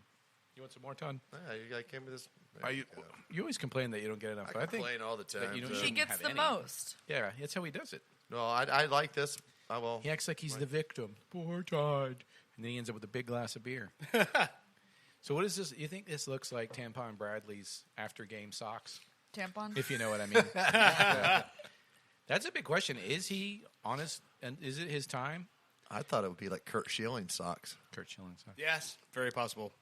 I'm a Miami Dolphins fan, so this is bittersweet for me. I love seeing the Bucs in the Super Bowl just because it's the other Florida team, and it's not the Jaguars, who take my airtime, by the way.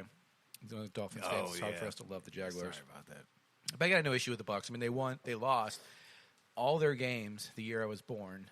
So that kind of, and when I used to wear my ugly orange and yellow Bucs jersey down to the field at my local open field to play ball, the kids would just like cremate me because most of them were from some other place. I was like the only native Floridian in the whole neighborhood. Everybody else was from Cleveland or Detroit. I mean, just like tougher kids. And I'm like I'm in my orange and yellow jersey, guys.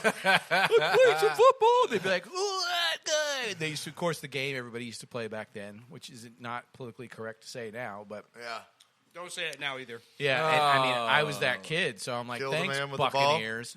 Kill the man with the ball. Yeah, You can kinda. say it that way. Yeah. That was. But the way I you say it. and I loved that jersey, but I had to kind of retire it and look at things like black and gold, a little tougher. So now Tampon Bradley is representing the Bucs, and I gotta love it. Steelers. Enough of this. Yeah, they can't steal nothing this time. You're an Orlando Lion now, or whatever. Are you telling me creamsicles aren't tough? Ooh. Come on now. I don't know about tough, but they are delicious. Tough in a good way? I think y'all should rename your terrible towel to the Mr. Hanky towel. Oh, man. Mr. Hanky. I think you guys should get a towel. Mr. Hank. So, guys, we're going to do one wing with raspberry and one wing with banana Fosters. Are you guys ready to dig in? I think I'm ready. Tell us about this wing sauce. All right. So we got Steph's coconut curry. Go This Dubs. and it's garnished with some little coconut shavings on top, just for make it look beautiful. In here we got some nice Indian curry spices to bring up, and not just to bring up the heat level, but to make it complex too. Those Indian seasonings, they really give it a different type of a flavor. We got some cream of coconut in here. That's what gives it its sweetness. I mean, we're talking about a wing that has already won the Wing Bowl in the past. So this, you know what I mean? I wouldn't be surprised if they win it again. But like I said earlier, Dominican stew, I've just been rooting for years now. I'm glad they finally got this far. Thanks to you, lucky people. So we'll see. We'll see what happens here. I'm thinking it's going to be a close game, not like the Super Bowl tomorrow. I actually think this is going to be a close game very today. close already. I haven't even tried it with the Berliner Weiss, but right now, guys, we're trying coconut, the wing sauce that Danny just described with the raspberry sour from Armada Brewing Company. It's called the Privateers, and it's actually got Buccaneers on the label. How's this pairing matching up yet?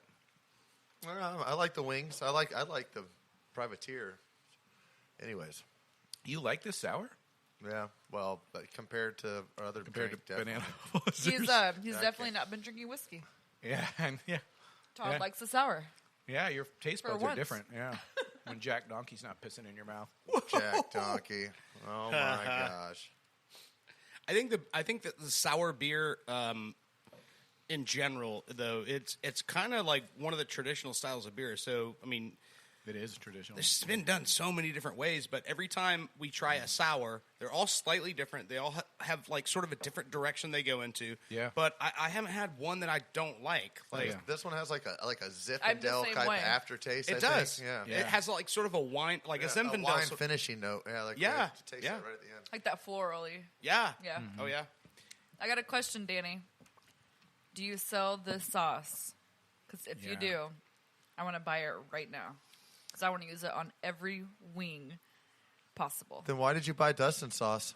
Oh, Because everybody too told soon, me to. Todd. Wow, too soon. We gotta try it out.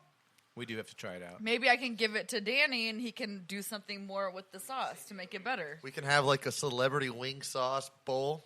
Like all the celebrities that have like their see wings. who has wing sauces. Oh, yeah. Danny, are you licking both your fingers over there? Because that's where you're going to put them when Dustin Diamond tries to take you on. Oh, come on now. Are we? This is not even going to be competitive. We can't even start talking this trash. We haven't even tried the sauce yet. How do you know? He's one of those guys that is just going to be novelty hot. Yeah, it's just going to be Louisiana Dustin vinegar. Diamond died. Dustin Diamond Poirier. Oh, you didn't put the last part on there. Screech. Sorry. Yeah. That Screech joke The wasn't real funny Diamond. earlier, and it's not funny now. I love this sauce.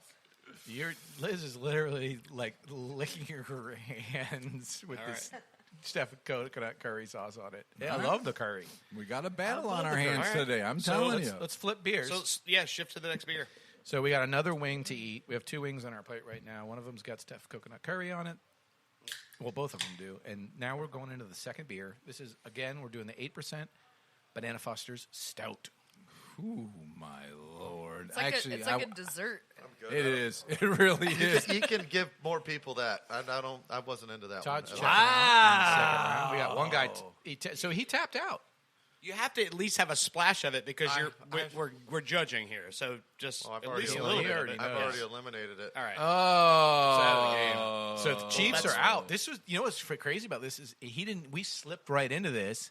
We slipped right into this without him really knowing. But you went with the Tampa beer 100%. Now, was that conscious, or do you really? I just don't. For me, it tasted like I'm drinking a smoothie and trying to eat wings. It doesn't seem to match.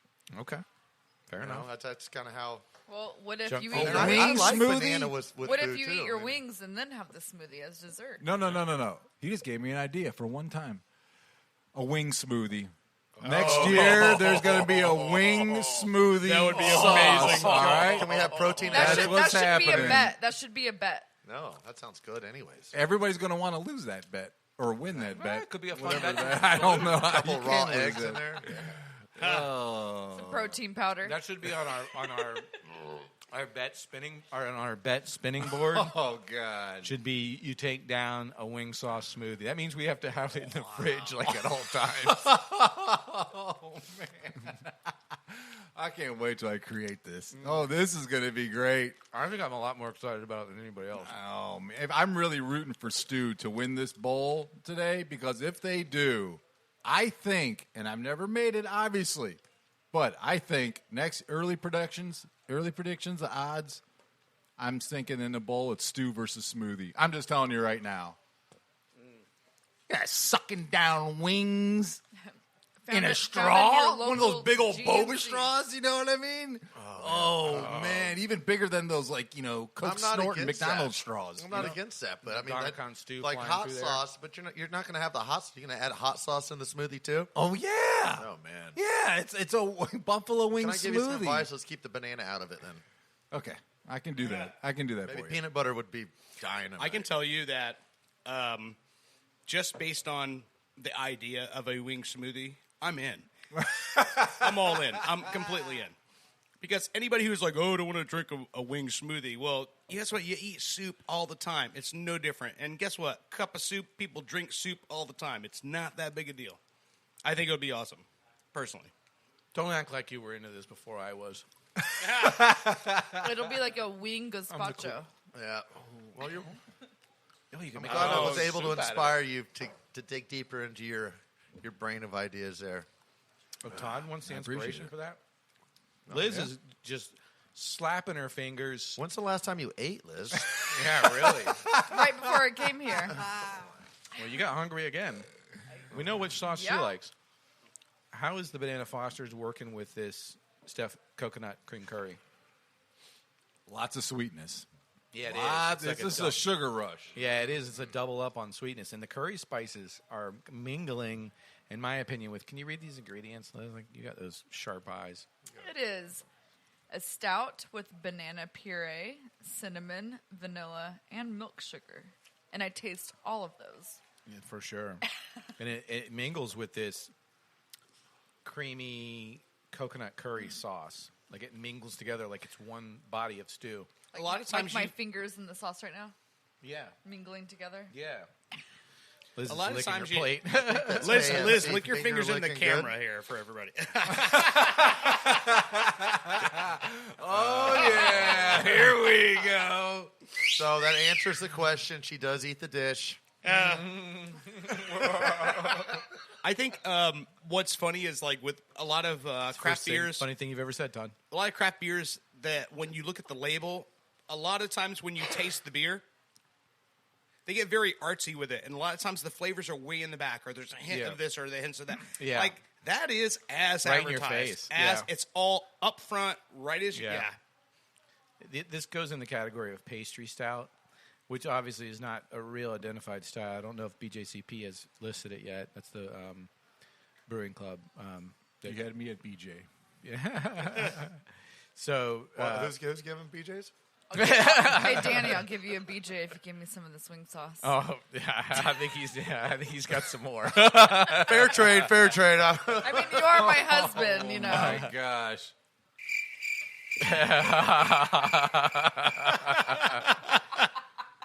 Hey, whatever floats your boat. Speaking of boat, That's almost as crazy as when we were fishing in the Bahamas. We were catching a bunch of these barracudas that nobody speaking wanted. of boat, shut up about barracudas. It's time for the 7th inning stretch. Get out of your seats, stretch around. We've got Reef Donkey, the Great American Pale Ale from Tampa Bay Brewing Company, sponsoring our 7th inning stretch tonight. Todd, take us away. What do you like about Reef Donkeys? Well, I've been lucky enough to catch a couple reef donkeys. What is a reef donkey, Todd? Donkey is an amberjack. Is that a which sex is move? type of tuna. Is it a sex move? Well, if you're sleeping with a reef donkey, you know she's a heavy woman, so I would stay away from that. If that's your Have style. you experienced If this, that's, Todd? well, everybody's taking one for the You're team, one right? you're one to talk. I mean, when sometimes you need that's what you call a slump buster. When you're in a streak, you'll find the biggest one, break So- your so slump, you just and then you settle? can start a new hitting cycle. Listen, it's Valentine's Day coming up, buddy. Yeah, why would you do this to us? All right, guys, let's get a glass full. Take down the rest of your banana Fosters. Where's mine at? That is so sweet. It's time for the 7th inning stretch. Reef Donkey from Tampa Bay Brewing Company. I bought this in Tampa. There's no worms in here, is there? Worms? No, well, reef donkeys actually have a lot of worms in their Yeah, they meat, do have so I was worms just sometimes. curious about that. No, there's no worms in the beer. Okay. Don't get excited. Mezcal. I know you like worms in your Reef Donkey. And you. Todd just likes donkeys. So now, Hee-haw, hee-haw. I'm Dominic the donkey. I see that this says APAs. You know, I'm very familiar with the IPAs. Yes. Is an APA just a pussy version of that? Yeah, that's one way of describing it. Oh, okay. But the American Pale Ale is going to be, if we're using the word spicy, we can use it when it comes to hops because hops is the spice of beer. There are other things that add flavor to beer, but hops add its floral characters, its citrus characters. It's what we call its spicy characters.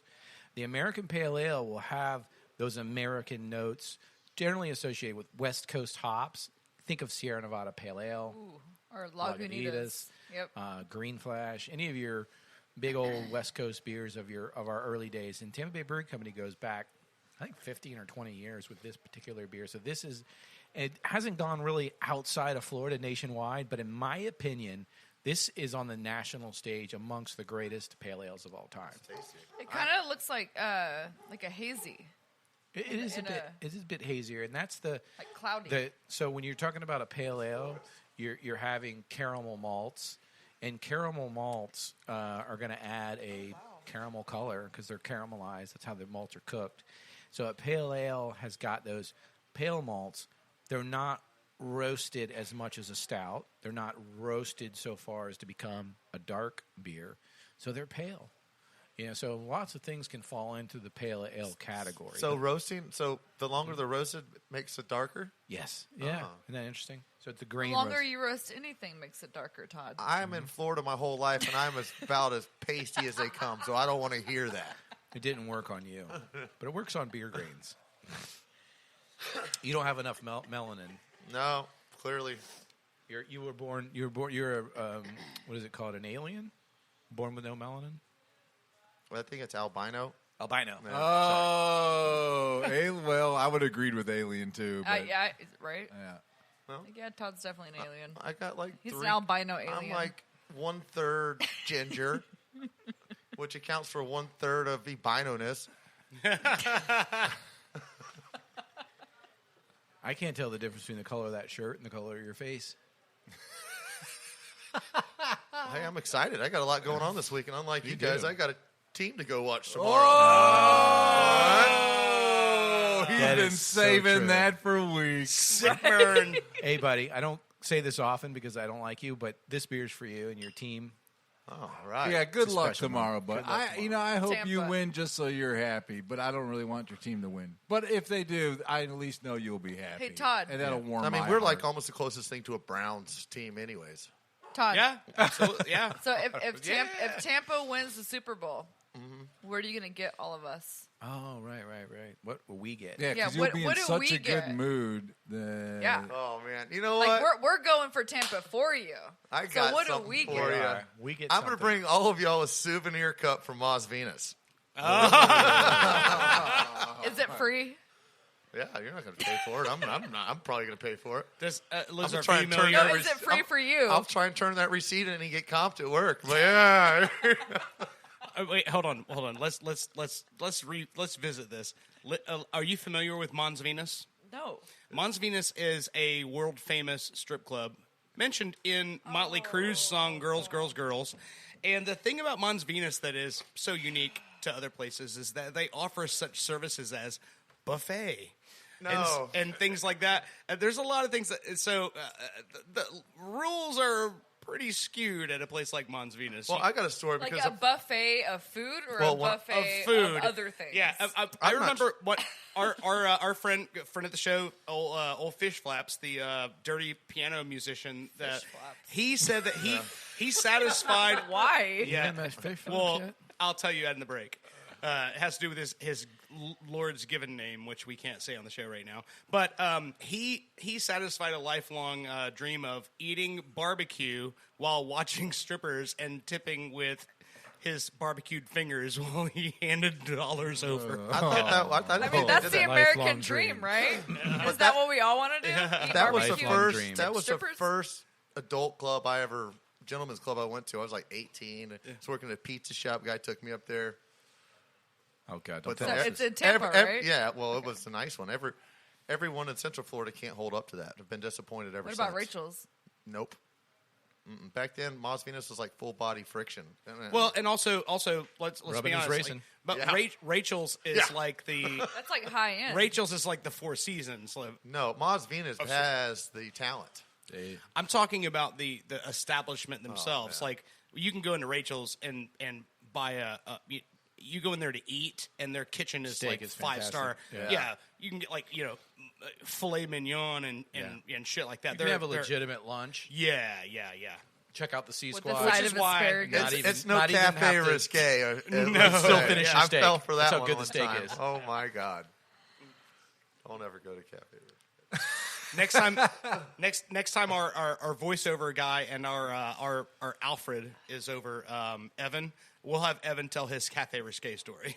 And he's got Please. a good Mons Venus story too. Oh, does he? Oh yeah, he's a man of many Did talents. he take his flashlight?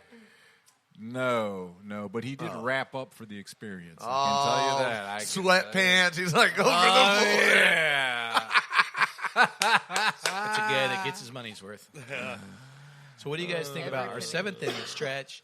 American Pale Ale, 5.5%. Is it too hoppy for you, Liz? No, I think the hop is actually perfect. I like it. Yeah. It's balanced. So it falls It's in, kind of sweet when I first like. and that's the caramel malts. That's the And then it becomes hoppy like after you swallow it. and that's you know? a classic pale ale. You've described it perfectly, Liz. Once again, and so it's a balance between sweetness and hoppiness, and that's what makes a great pale ale. I like it so much that I'll ask for some more. I usually don't ask for more, but Yeah, you do. There's a whole other Lies. can right there. As they say on airplanes, pour your beer first and then pour your guests. Because there's a whole full one there too. I brought some beer for you. I knew you So- were going to like this one. The way I look at beer is this. So if I am drinking beer for beer, like I'm drinking beer for the flavor of the beer, then there's not a whole lot of styles of beer that I don't get into. That I can at least taste it and enjoy it and like it. If I'm drinking beer because of the company I'm with, then I'll drink the trashiest piss water beer. It doesn't matter to me. I'll drink I've seen it. 12 of them, but it doesn't matter because I'm not drinking the beer for the beer. I'm drinking the beer to be social with all my buddies, and I'm having a good time with them, and it's not about the beer. Like when I drink Steel Reserve at your place with your dad. Yeah. And wake up on the hallway. Did you funnel a beer that night? I funneled a couple Steel Reserves. On my pool deck. I've never even had a Steel Reserve. I don't slept even in know the what it is. hallway. Your mom kicked me in the balls in the morning. Yeah. You instantly start growing chest hair. Yeah. It's a not- Pittsburgh tradition. I've never. But the thing I like about this beer is that it's with the alcohol content being at 5. It doesn't kick super hard, but the flavor's there. The flavor of the hops is not. For some reason, like the craft beer industry got into this like thing of like the hopsecutioner and all this, where they were just trying to hop, crazy, yeah. over hop everything, and it got to the point where it's like not even enjoyable anymore. It's almost like super hot sauce. Like when it's like atomic hot sauce. Yeah. It's not about the flavor anymore. It's just about how hot can you go. And that the flavor of the hops is up front. It's good. It's not like killing you. It's not, I think that is probably my favorite IPA that I've ever had. Yeah. Or APA. Pale ale. It's a nudge below an IPA. Yeah, it's not as hoppy as an IPA. That's to answer your question in full circle, Danny. It's a step below. And what Dirt's talking about, Hopsecutioner, is from Terrapin Brewing Company. They're out of Atlanta, so that beer isn't even really that out of line. But it is still super hoppy. But this whole hop craze started in the West Coast. If you'll notice, this East Coast American Pale Ale has a nice element of tangerine to it. Yeah. Generally speaking, your East Coast IPAs or Pale Ales are going to have more of a citrusy, tangerine note for East Coast. Like Cigar City's Highlight is a great example. Highlight is awesome. Really strong East Coast IPA that comes out of Florida as well. And you compare that to your West Coast IPAs, you're going to get those piney flavors from the Cascade hops. Those are hops grown in that Northwest region because that's where they're accessing their hops from. Those hops tend to be pinier. She guesses every single time I bring a beer here with Cascade hops, she immediately recognizes it. So I hate West Coast IPA. I feel like I'm in jeopardy of losing what wing goes with what beer here. Yeah. Oh, we've got to get back to that. Okay. Is the seventh inning stretch over? We thought is the pitchers warming up? Oh yeah, we got to put our votes in. This is the Super Bowl for the It's wings, vote right? time. Yeah, this is the Wing Bowl. This is big time. I have a question. Can I pair this one up? I will allow it. What do you guys think? It's up to the commissioner. He's the Wing Bowl commissioner. It's up to him. Only because it's your big weekend, Todd. I'll let it slide for you. And we get a cup. Don't ask next week. I'm getting 2 birthdays in 1 year. This is great. Until tomorrow at 9:30. But, so why don't you start us off, Todd? Do us the honors. We got Indomitian Stew versus Steph's Coconut Curry. It's a big battle. I mean, this is for a trophy. This is for a wing ring. Well, for me, it's an easy answer. I know. Indomitian Stew. I've been his fan all year since the wings came out. When I tasted that, I thought just the concept of eating chicken wings with a spoon, hammering down sauce that way, it's just great, and it's carried on the whole way through. As far as the beers, the banana and stout for me was just there was too much going on with it for me to enjoy it with a wing, and that puts me with this Reef Donkey though.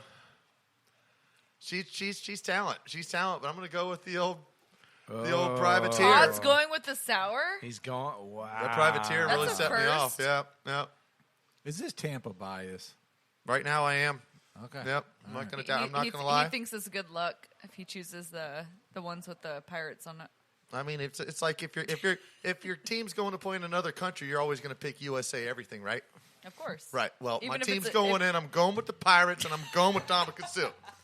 All right, there we go. Indomitian Stew. The sour First and the touchdown stew. on the board, yeah. Right on. All right. Am I up? Oh, you're up, Brando. Oh, Quarter number 2. Another tough one. How do we keep doing this? It's the best of the best. This is what it comes down to. I tell you, that sour really opened up my palate and had like the Domicon stew and the sour. It was almost a clash, but it was great.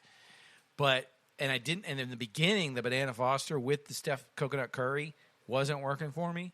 But then as I kept eating the sauce plain and eating it and taking sips, the curry and the coconut and then all those different elements of this Banana Foster stout just started mingling, and it was like a symphony going off inside my entire brain. So I'm going Steph's coconut curry. Ooh. It's 7-7. 7-7. Oh, buddy. Great halftime show, Liz. It's the third quarter. Oh, boy. Domicon stew versus Steph's coconut curry wings. I like the spice with the Domicon stew. There you go. You got it. Whose dong are you talking about? Not yours. What was in the stew again? I Chicken like the wings. spice on it, but I'm a more traditional wing eater. I like to get messy. I like with the sauces all over my mouth, you know. I like, yeah, Liz, you're like making it sauce move. on my face. Guys, I save like this for getting later. Tell me messy. more. Tell me Yeah. more. All right. And I love Steph Curry. So I'm going with the Steph Curry. Third quarter score. Wow. How much of the sauce did you want, by the way? All right, Dirt. It all comes down to the fourth. How long does it take? Oh, no. Hold on a second here. Jeez, We might be Louise. moving closer to the level of obscenity right now. I'd have to say it would be over pretty quick if I had to guess. I have to say. I have not wavered since we've had this sauce on the show. No. I'm in Domicon stew is It's the overtime. best sauce we have had. It's overtime. on this show. Oh, my It's overtime. And You don't even like spice. I don't even like spice, but that sauce is amazing. I think the texture of the flavors in that sauce, dude, you could franchise that sauce flavor. I mean, a lot of the sauces that you create for us on the show, you could franchise. We should Don't sell get me it on wrong. the I just want website. But everybody that to know. one, there's a tang in that sauce with the heat that is, I've never had anything carrot. like that. I think it's great. I want so everybody I'll to know pick that- that sauce, and I would pair that sauce with the banana stout. Because Really? yeah, because I think that, change. and this is just me, but with the lactose sugar in it, when you're hitting a hot sauce like that, and then you're drinking something with lactose sugar in it, calms it's it. almost calming the Yeah. heat a little bit. Oh, for and the sure. flavor of it, they contrast so much that it's like you're on a teeter-totter. I love it. I think in Domicon stew and that banana stout, that's what I'm taking. And I didn't say the beer that I liked. I liked the sour, Okay. That's not a surprise. Liz liked the sour. as always. So we're Dirt's tied up. That also means- wearing a Tampa Bay Rays hat, so he might be a little partial too. We're in overtime. No, it has nothing to do with that. Yeah. Who's? We got to do a coin toss. No, We got. it's up to start- Danny. start- Danny has a got the chance ball. to make his dream come true right now. Yeah, I know. Who's But got the the- thing is, This is I'm- tough for Danny. I'm a very, very fair person. Okay, I hate each and every one of you equally. Okay, for doing this to me. Makes my Now, heart seriously, warm. my man Dirt here is going to go into the overtime room. Okay, let's do it. Where there are two people that have accepted this challenge. Now, overtime rules are as follows: the first person's decision only counts as a field goal. It's only worth 3 points. That's all we need. The second person's decision Is the touchdown? is also worth 3 points. I like it. Because a game in the NFL would keep going on Yeah. if such a predicament happened. Maggie can make the decision. Oh, she already did. And This is. Oh Lord! All right, Oh, stepping coming up. out for a we got decision? wifey we coming have in. we have two in the overtime room here. The two wife. We have two wifeys. votes. 2 votes. Where are we going with this? All right, so In for Domicon 3 points stew. for a field Stew. goal. Okay. It's tied right now, It's tied. so it's Which wing? up to both of you. the Steph Curry or the Indomitian stew. Got it. Stew. I'm There's- personally gonna stick with those Steph's coconut curry. It's Whoa. I'm gonna stick Field with goal Steph's curry. coconut Field goal curry. Field goal curry on my end. No persuading the crowd here. Yeah, what's going We're on over here over persuading. here? I feel like Hey, we're babe, getting a I'll default. take, here. I'll She had take, her mind I'll made take good care of you when we get home tonight. Whoa, hold on a second. She just offered me a BJ for a whole bottle of that sauce. Don't listen to her. I thought it was the whole table. You want but- the sauce. No you way. want the sauce. No, be fair, Starry, or you're coming home with me. Oh. Yeah. Zero, none of them. No. I quit. The plot thickens. I'm gonna be real honest. I like the coconut, but I just don't like coconut. Yeah. Oh. I'm going with the stew. Oh, come on. I know. We've never had this happen. We got the upset in the fourth quarter right now. All right, Dirt is walking over to the neighbor's house now. Do we have any wings left? It is overtime. Do you understand? It was So 14 now- to 14. This is the greatest wing bowl of all time because not only have we gone through 4 quarters of regulation, we have gone through overtime. And so now it is up to Danny Feedback. The commissioner. Danny, the commissioner There's of the no wing way. bowl. Well, we already heard what he said After earlier. both those field goals were scored and Dominican Stu took the next kickoff to the house. Oh. Yeah, that's the way this wing bowl ends in overtime with a kick return touchdown for Dominican Stu. Is this the first Wing Bowl winner to be also in the real big game? This is- Dominican Sioux This is in this game tomorrow. We'll see. And they just won the Wing Bowl. Maybe there's And Steph connections. Curry Could be a plays connection. tonight. I'm getting inspired to streak He tomorrow. plays tonight. Hey, whatever you need to inspire you, buddy. I just want to say, I'm like, gonna put a mask over my bunions and over my blowhole on the backside. Run through there with a couple 3Ms. I just want to say that coming to the end of the wing season for the Wing Bowl, that all of the flavors and all the sauces you brought to us have been amazing. But what I think is cool about it is that every single week, these sauces you bring to the table, like, people are divided, man. And, like, it's because it's so hard to pick, like, the best of the best. And they're great. And you just saw it right there. We grabbed 2 more people, brought them in, and they were both split, too. It's a flavor explosion in your mouth. Yeah, but I think Starly came I in. don't know if any of you guys know what a flavor explosion in the mouth is. Well, I not to your standards, I don't. But My grandma- Starly came in here and kicked a 65-yard field goal. She to win did. it, you know? And that was awesome. she kicked it She against didn't even the like wind. sports. Yes, against the wind. No, but she kicked it against the wind of this one over here trying to sway her, and she still smelling her bad she wind. still went there. Damn. So Let's not get into that. But wow. Oh my god. this was a great matchup, man. It was Wow. awesome. I love it. Interesting evening here. What a battle. All excited. right. Well, I feel like we need a bell next year. Ding, So, ding, so, ding, ding. Can I get a bottle of that coconut curry?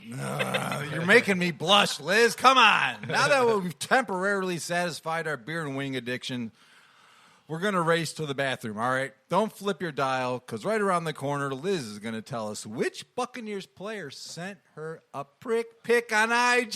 You're listening to the Ball Busters, come on. Warren Sapp.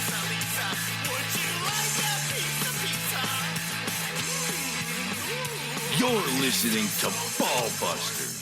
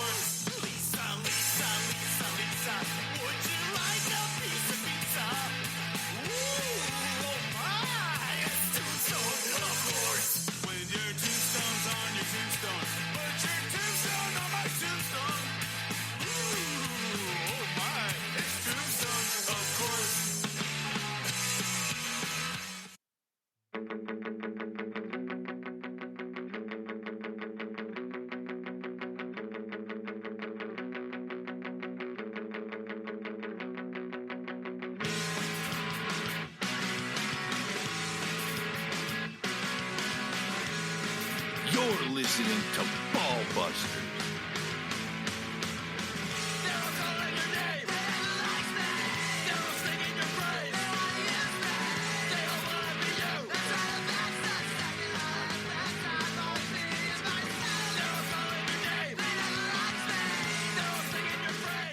Welcome back to the Ball Busters. We exercised our mouths by drinking the beer. We exercised our taste buds and our stomachs by eating those wings from the Wing Bowl overtime matchup. Now it's time to flex the brain with the Lizz Quiz. Put on your thinking cap. And on your buzzer. This is the Lizz Quiz. Liz, can I crack a beer before you do this to us? Please do. Thank you. I got hiccups. I know how to. You remember that $5 you owe me? Oh. Yeah. You do? Sure. All right, well, then where is it? I mean, this has actually never worked before. That's a Cleveland Okay. kid right there for you guys. Yeah. That's a Cleveland guy hustling a Yeah, Pittsburgh girl. Someone did that. All right, then I'll trade you $5 for a bottle of the sauce. No, we know what's. Oh. No, we know it's for the sauce, and you're She not charging turned the $5 tables. for those J's. Maybe the sauce is giving you the cups. The hiccups. Man, good gosh. No, that worked on our voiceover guy Evan. We were actually hanging outside of Will's pub down here, and he had the hiccups, and some girl's like, "Hey, remember that $5 you owe me?" Because she knew. Next thing you know, he's like, "What?" And then she's like, "Hi, you got rid of those hiccups, didn't you?" And it worked. It actually worked. He was probably just more excited a girl was talking to him. Oh, I hope he's not listening. Sorry, Alfred. Why? Are we getting Why would you do that to him? Hey, guys, I know everybody's procrastinating. I don't want to get Liz quizzed either. Actually, I do. I'm a Well, you're the two-time champion. Yeah, I'm 2-0 over here. Danny's excited. I'm still sitting on a fat goose egg. All right. It's my night. And you haven't won a game neither. Yeah. It's my night. Question number 1. Okay, question number 1. The Kansas City Chiefs was called what team in 1963? Brando. The Kansas City vinegar sauces. Wow. Oh, I'm a Todd. Buffalo Chiefs. Nope.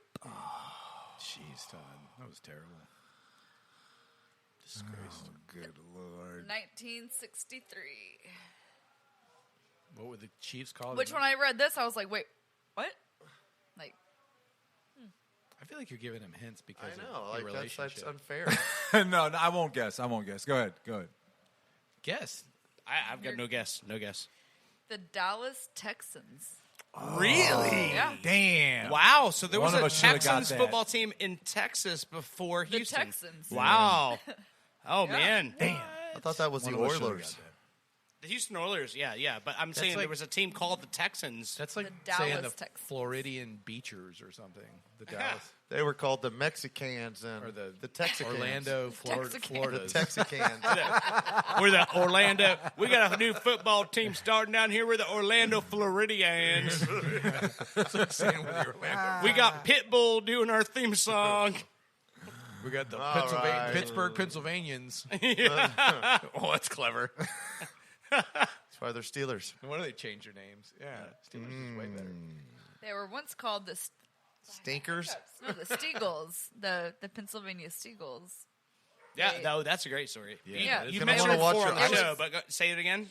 It was after World War One. I hate you. I have hiccups. It was after World War One. No, before whatever. World War II. It was whatever one of the wars. When all the athletes and were they ever all fighting were the war. yeah, they were all getting drafted into the war, and they didn't have enough people to play for the Eagles and the Steelers. Oh, that's right. So they combined teams, and they called themselves the Pennsylvania Steagles. Damn. Steagles. That's I thought you said unity, baby. seagulls. I would have said, Nah. Steagles. make sure you wash your ice cream around them. Steagles is a better name for them, though. All right, so nothing on one. Nothing on one. All right, number 2. 3 decades, which includes 80s, 90s, and the 2000s. How many Super Bowls did the Chiefs win in 3 decades? Todd. What? 0. Yep.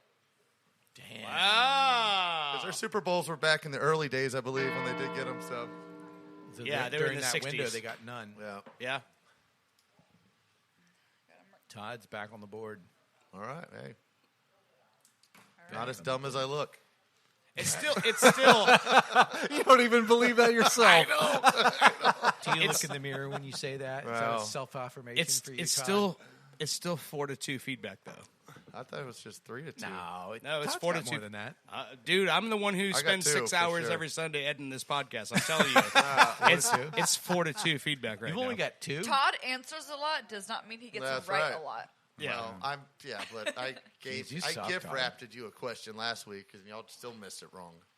And this next question, I feel Todd would actually get right. All right. Okay. Here we go. Kind of Oh, going. God. Here we towards go. your 2 in a way. row. He 2 in a goes, row. This Oh is when God! I come out stupid again. You should Showing you should your get true this. colors. Yeah, my hiccups, man. I can't. All right. Question number 3. What number did Mia Hamm wear? Oh. Brando. 3. Nope. Todd, 10. Todd, you let me down. Wow. Well, 10 is your feature player, best player on Yep. the field. No, she did not wear number 10. All right, I'll go number 8. It's number 2 or 11. Dirt. I Guess a number. There's only on. I mean, I remember watching Mia Hamm kick 23 soccer Michael balls Jordan. at David Letterman and like school David Letterman, which was awesome at the time. But I don't remember what jersey number she wore. No. Think back in time. Go back to take another sip of. I mean, I can tell you right now two that like were in between the numbers. 9. Megan Rapinoe wears Do I number get a point for 15. that? I can tell you that. Do I get a point for that? I know, but soccer, your number goes by Does position Brando you get a play, point? right? And Yeah, Mia, but you had I know, but Mia Hamm, Abby Wambach. You had I on the know, board? but Get the Mia team. Hamm was known as winning games, scoring goals, which makes you a number 10 or 11 player. I said the correct Number nine. answer. 9 is a midfielder. I think Abby Wambach was number 10. 3 is a derivative of 9. I guessed 3, and then I said 9. I'm gonna have to work up on my women's sports. Am I on the board? You know, That is what Liz is doing right now. Yeah, there will always we're be- all going to have to pay more attention to women's sports. Liz, Yeah. you're doing a service to all the little girls out there right now who are playing sports. Right on. Yeah, Todd. Yeah, let him make you come off as an idiot.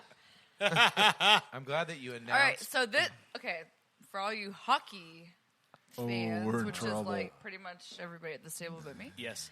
What is the diameter of a hockey puck? Oh my God. Todd, diameter is 2.5 inches. Nope. It's probably going to be in centimeters. Is it Wait, inches is or it- centimeters? Inches. That's stupid. But I'll guess. Brando, that's stupid. I'll guess. I'll guess. All right. I'm gonna guess- Feedback. Go ahead, feedback. I'll go 4. Nope. I'm going to go 3. Yep. Oh, really? That's 3? Well, Brando's used to looking at that, so. If you Oh, no! when I get out of the pool. Yeah, I'm sure. I was going to guess. Cold swimming pool. Hang on. I was going to guess 3, and the only reason I was guess 3 because years of being a record label distributor, I know that a CD is a 4-inch disc, and then a 45 is a 7-inch disc, and a LP is a 12-inch disc. So I started thinking about my years cutting the ice at Orlando Ice Skating Palace for hockey night and looking at that and going, well, it was smaller than a CD, but not that much smaller. So that's why I was going to guess 3. I thought 3 was too big. You would. Maybe, yeah. But I I guess could it's see not. that. Probably yeah. too big for Utah, but a real man could take it. Well, why don't you tell us about taking a 3-incher, Brando? Dirt, were you a Zamboni operator? Yes, I was. What is the A title? terrible one. What is Yes. the title of a Zamboni operator? They called us Zamboni drivers. I was a skate guard. Yeah. And I will say this, many a time, me and Todd would get to horsing around during my breaks and forget Wait. that I had to go up. What do you mean by horsing around? Like playing pranks on all the other like employees and staff members and stuff like that. And then it would get to the point where I had to go out and cut the ice. And then Todd is the skate guard, which means Todd was the guy in the Wait. What is a skate guard? Okay. In charge yes. of safety on the ice. Hold on. Yeah. So Todd was the guy. So I would be in the DJ booth. And the funny thing was, like, all the kids are there, and this like is the 90s, and they're like, let me hear Cotton Eye Joe. And I'm like, no, this is Bark at the Moon by Ozzy Osbourne, you little motherfuckers. Like, listen to it and love it. And then Todd would be in a referee's jersey skating around the ice, and his job was, and so Todd's job was to make sure Chick that. magnet. Oh, come on. Yeah, right. Hey, you think he's joking? He is not. No, he's not. But his job would be to make sure that people weren't like skating around the ice really fast and knocking people over or icing people and like just being assholes. That was his job. So me and him would get in the habit of like The leader of the assholes. yeah, we'd be goofing with each other back and forth. And then the thing was, when I would pull the Zamboni onto the ice to cut the ice, it was Todd's job. He had a snow shovel, and he would skate in front of the Zamboni against the wall boards, of the outside of the rink and scrape the boards Yeah. into the center of the ice. And then it would get into me, like, making fun of him or cracking jokes at him, and I would forget to hit the auger that you have to hit every so often to knock the ice off of the blade. And if you don't do that, it freezes up. And so next thing you know, the Zamboni is frozen to the ice out on the rink, and everyone's got to get off the rink. And then you have to have somebody come out, and we have to dig it out. And then all that. Yeah, it was. Yeah, we were terrible employees. I have my own racket going there. But. Yeah, but Todd's racket was that Todd also, when he wasn't a skate guard, would run the snack bar. And so I would set up a Todd, cup. were you a snack? Or were you a meal? Some of them ladies thought I was a snack. He was a But I would Twinkie. set up my tip jar. I'd be like, all right, those come on, ladies? $1 cash will get you a soda, fountain soda. And I'd put that up there, and I'd just hammer out cash, and I'd just give them a free soda because it was like $1.35 for soda if you bought it through the register. But if you bought it through Big T Little I, it was only $1. No, but my favorite my favorite thing that Todd would do is, so Monday nights was open night. No wonder the Zamboni ice skating rink closed. Monday nights at the rink were like a open mic night, but for hockey players. So you show up. Pick up hockey games. Where was this place? Listen, it was right on the John corner. Young and Colonial 50. and John Young. You know, Orlando ice skating. the plaza, Colonial Palace. Plaza, right there. Ice skating palace. Yeah. Ice skating place. So Monday nights was, if you show up, you pay $5, you get in, and you're into the pickup hockey game. So because I was the Zamboni driver, I would put the goals out. I would run hockey night, and then they would bring Todd in because they knew that at that time, me and Todd carpooled. So it's like on Monday nights when you're running hockey, then Todd comes in, and Todd does all the maintenance and all the cleaning in the snack bar. And the thing was, like, I'd be walking through the rink with our general manager, and he's like, "What's the smell coming from the snack bar?" And Todd's in the back, and Todd's in the back goes, "I'm running self-cleaning on all the ovens right now, you know? It's burning off all that stuff in the bottom." And then I go back there. The devil's lettuce. No. And Todd's back there cooking himself pizzas and hot dogs. Like, he's not even cleaning. He's just cooking himself food. And, like, he's got a feast going on back there. Wait, you guys are the reason this place closed down? No. No, the RDV is the reason why that place closed down. But, yeah, it was funny. Yeah, Todd would be out there. I'd come back, and Todd's like, he's like, "Hey, you want a slice of pizza?" And I'm like, "From what?" And he's like, "Hey, man, I got a whole pizza back there. I haven't tried the new meat, the trio meat one we got. Oh, it's great, man. You want a slice?" He's back there cooking pizzas while he's supposed to be cleaning the There was a point where kitchen. I would crawl back in there. There was another clean night we'd have late, and I'd crawl back in there because Sharon would always see me. She called me Michael over the PA when I was doing something stupid. Michael, you'd hear it like, "Oh." I'm getting called Dean's office. I'd crawl on my hands and knees to throw a pizza in the oven where they couldn't see it. Come back out. No, it was ready. Jesus. What years was this? 97? 96, 97. Yeah. Wow. That was my first job ever, too. RDV Aw, wasn't I around. was 7 years old. That was my first job ever. RDV came about in 98, 99, and that was the demise of that place. It stayed open for years after we left. So it wasn't you two? No. I don't Became know a about rink that. rat after that. Yeah. Danny, you're having suggestive eyes. You think these are the guys that closed down? Of course, they didn't make any money off their snack bar Todd was because of eating Michael. everything. And this guy That couldn't run a snack bar was Zamboni. never busy. He was working on his own Zamboni. I would draw them in for $1 soda and sell them a $3 popcorn. All right. Todd came up with the idea one night. Not even joking. The night that Biggie Smalls died, Todd was back there. Everybody that came, he was like, hey, rest in peace, Biggie Smalls. We got a hot dog special tonight. Todd sold, dude. I'm telling you, Todd sold so much for them. So that stuff he made for himself when he ate for free, that had nothing, because Todd was like the show at the snack bar. So he was taking his commissions, but he was making money too. He was making them money. Yes, absolutely. An entrepreneur. What can I say? Same thing at the car wash. But anyway, let's keep Shake it till you make it. Yeah, exactly. Do we have another quiz question? Yeah, we got one more. Oh, gee. Oh, great. And Got the- Team Railed on that one. this question might be a little easy. So the first one to say their name after I finish the question gets to go. Did you just drink the rest of my beer? No. Oh boy.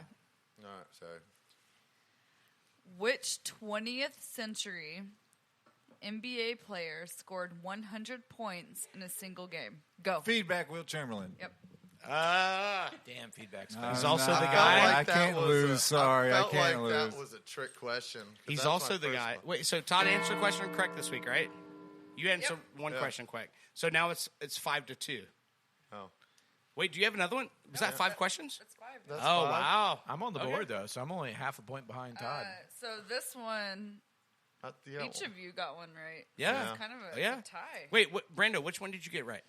the hockey Your puck. dick is 3 inches. Oh, the 3-inch hockey puck. Yeah. Brought to you by Todd. And I took that joke from Todd because it was he. Every once in a while, he says something funny, and as soon as he does, I take it for myself. Good job, Michael. Story of my life. Oh, come on. Come on, Michael. I love guys named Michael. That's all right. Hey, well, then you're definitely not a Michael, all right? I don't need no love from you. I think you do. You perk Not up with when I the give you Browns those hat on. eyes. Not with the Browns hat on. When You I just got, called your team the Browns of NFC earlier. we was were the weird, by the Browns. way.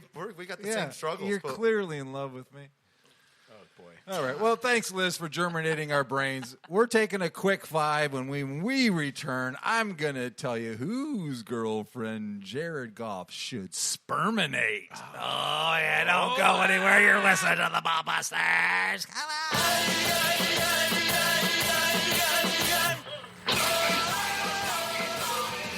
You're listening to Ball Buster.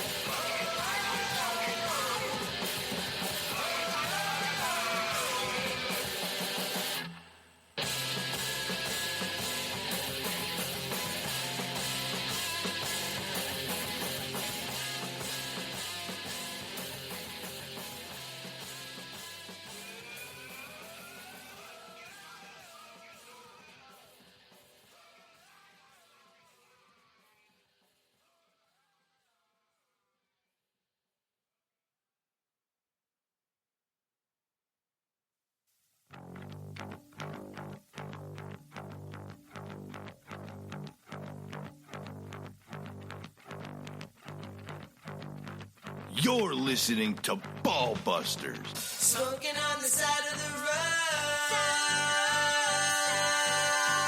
What did we know? I saw you and fell in love right there. So cliche to say it happened for real. You're back with the Ball Busters. We got breaking news. A couple of pieces over here. Yeah. Oh, man. What's going on over here? What's going on with this boxing news? Well, What I is think this? Leon Spinks. Yeah. Leon Spinks passed here. yes. He's been battling prostate cancer for the last few years. Yeah. He won some big title. I mean, he made his fame being an Olympic gold boxer. Olympic gold medalist. Yeah. What weight class? Heavyweight, right? Heavyweight, Yeah, yeah. heavyweight. And then I think he had a title in pro boxing after like eight matches or so. Yeah, he won the Olympic gold medal in the 1974 Olympic Games, and then 9 professional fights in, was granted a heavyweight title fight against Muhammad Ali, and then beat Muhammad Ali in the unspeakable event. No one ever thought that would happen. He became the world heavyweight world heavyweight champion in 1976. And he unfortunately passed away today at the age of 67 after a 5-year battle with prostate cancer. Yeah, well, the thing with Spinks is that he came up when heavyweight was was the deal in boxing. I mean, there were so many great heavyweights at that time. You had a lot of Yeah, guys that you had to beat Foreman, you just had to be Ali, considered. And Yeah. that's not even, you had the bleeder from Boston, I think, was in there too. Or Yeah, man. the original Rocky. I mean, yeah, his name is escaping me. I know who you're I talking know. about. But no, the thing about boxing was the heavyweight division Talking about at Jake that LaMotta? time. No. the He's bleeder, talking about, the bleeder from Philly. Yeah, I can't remember his name. But anyway, what he's saying is that at that time in the heavyweight division in the 1970s, there was a lot of guys that you had to beat. Like, you had to beat Ernie Shavers. You had to beat About Tex Rocky Cobb. Marciano? No. Marciano was dead by that point. Okay. Yeah. He's talking about. All right, I'll look it up. I'm looking Regardless, now. but so in the 70s in heavyweight boxing, in order for you to fight for a heavyweight title, you had to beat Ernie Shaver. You had to beat Tex Cobb. You had to beat Ron Lyle. And at that point, you had to beat Joe Frazier. Mm-hmm. So you had these guys that were, that in any other any other era of heavyweight boxing would have been championship. Charles Wepner. Chuck Wepner.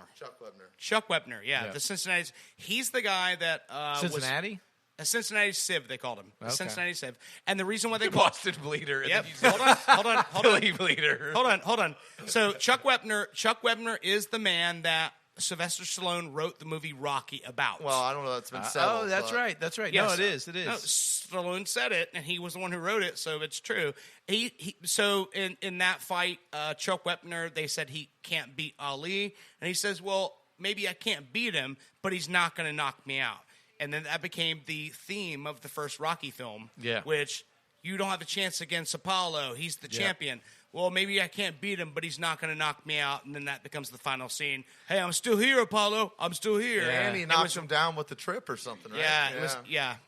So now you bring in the see. I have to hear this, and then all Yeah. these memories come back to me. Yeah. I remember Chuck Wepner now. But regardless of Chuck Wepner, because Chuck Wepner is still alive and kicking right now. No, I know, but that's As far as Leon, we know. Yeah, but Leon Spinks that's passed the away caliber today. of fighter that he was going against at the time. And Leon Spinks, there's not many, if you go through history, undisputed heavyweight champions.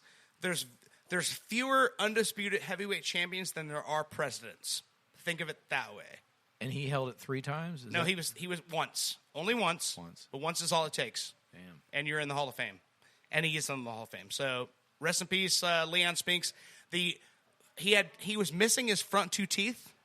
And even after he became champion and had all the money, he wouldn't have his front 2 teeth replaced because he's like, hey, if you didn't love me before, don't love me after. Is he a good whistler? Kind of like Lambert.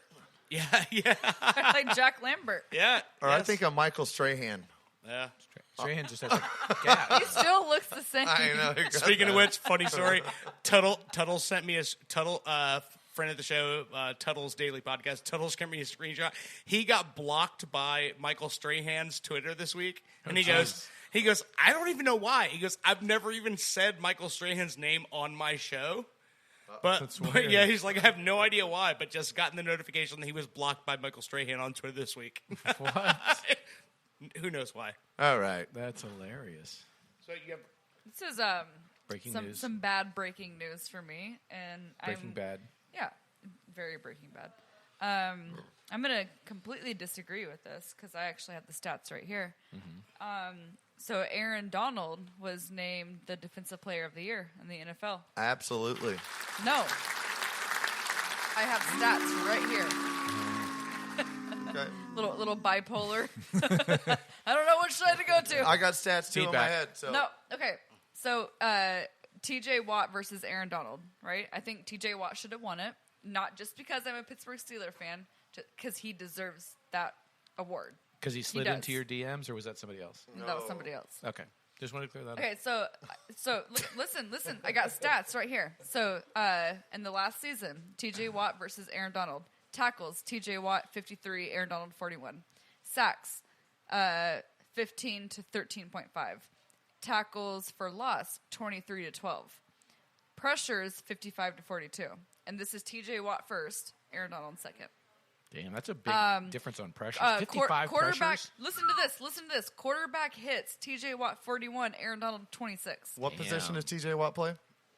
He's I don't know. He's a linebacker, right? Yeah, he's a linebacker. Like inside or outside. Bingo. That's why Donald won this, is because he is a nose tackle. And nose tackle, offensive line ended up taking 3 guys to block him, making it available for somebody like J.J. Watt so that he can get an easy sack. We're not talking about Texans. We're talking about Well, Steelers. either who. Yeah. You know what I mean. Todd, you got it all wrong. Well. Forced fumbles 2-4. I did say TJ. I didn't say JJ. You said JJ. You said JJ. I think TJ's pass also a linebacker defenses 7-1 and interceptions 1-0. But so tell me why Aaron Donald won that. And I TJ Watt did not.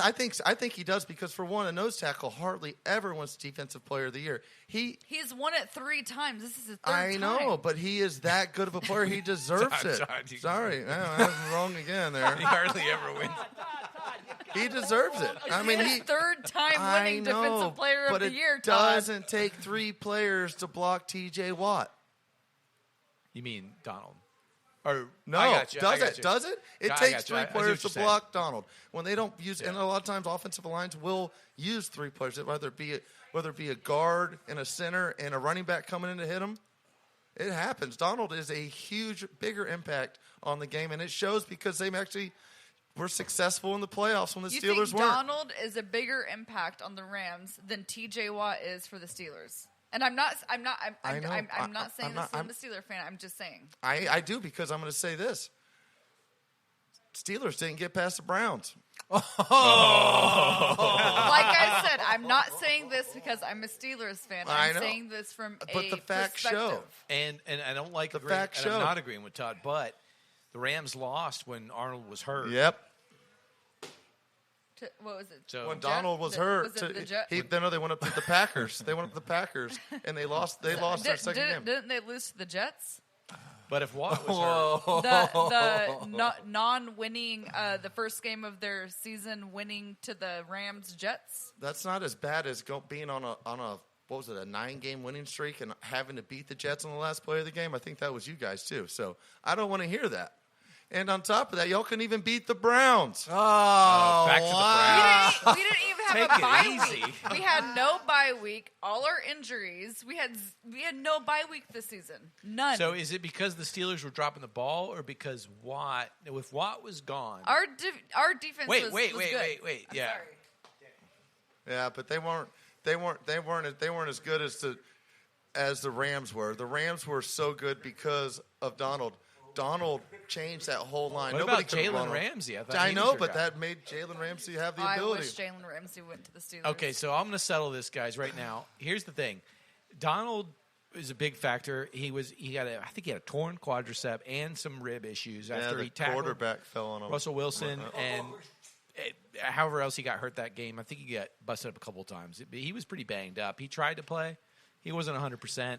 His team lost. But now this year he's going to be playing with Stafford, so that's going to be interesting. I think let's revisit this at the end of next season and talk about who's better. Playing with an infection kind of sounds scary, though, right?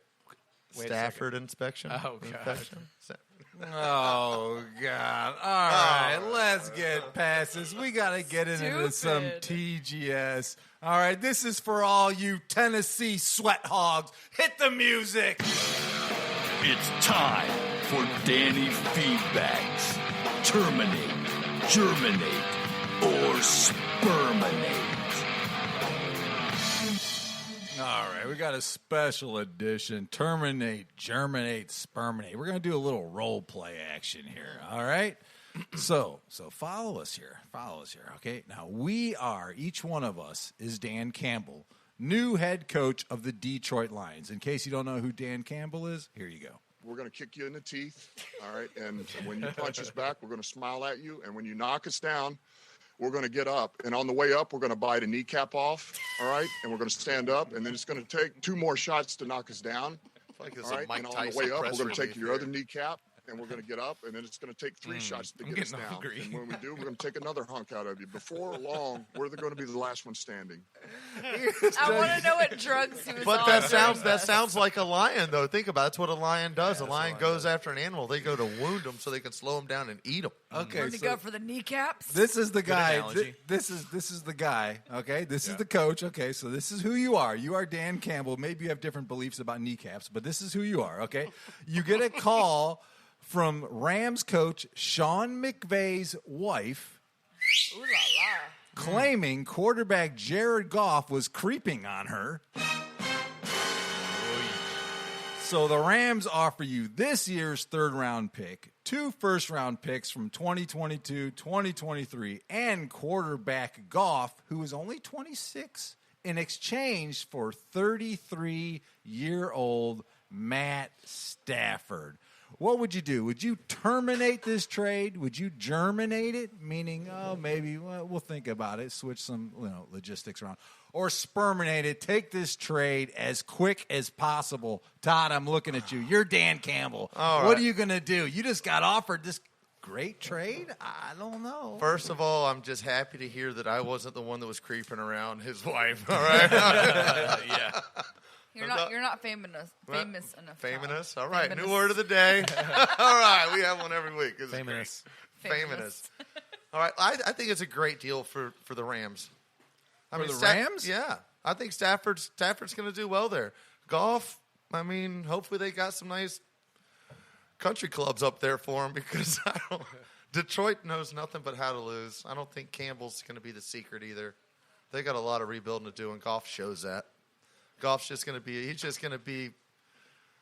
going to sit there and hold it on until they pick another quarterback, but they're going to work on building some other stuff first, I think. But I think Stafford can go in there and make the Rams win. I mean, the Rams do this every season. They did it last year with Ramsey. They did it the year before by signing Goff to a heavy contract, even though they weren't sure about him. So I'm going to sperminate this one. All right. Okay. What are you thinking, Brando?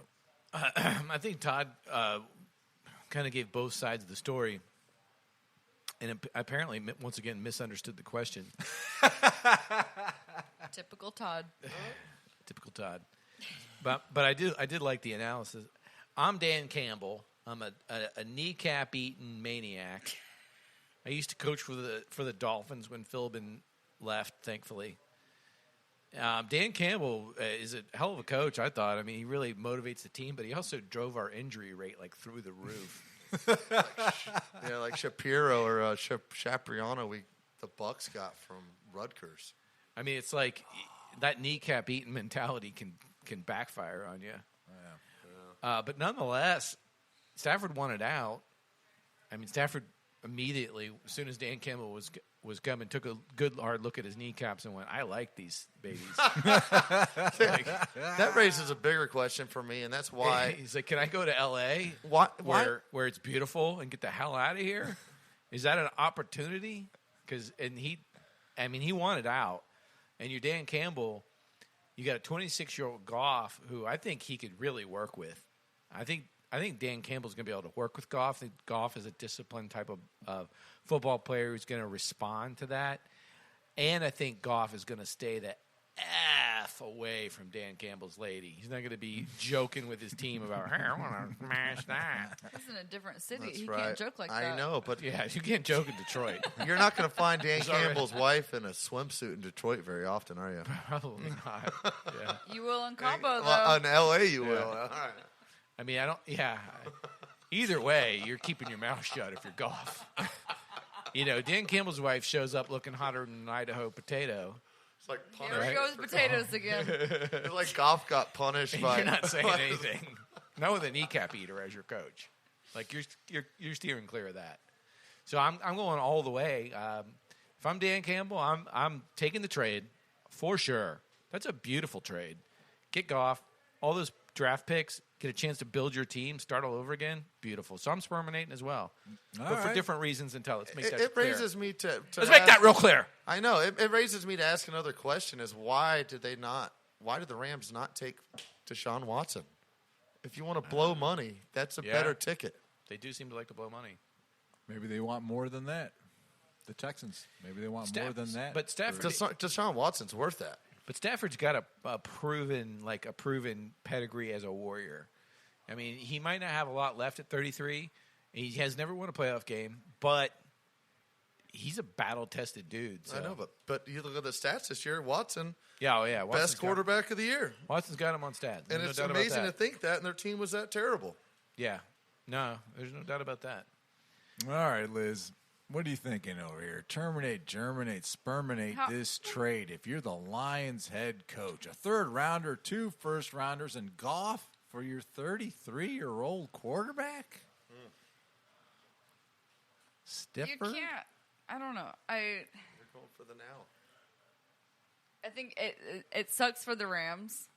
I'm saying that.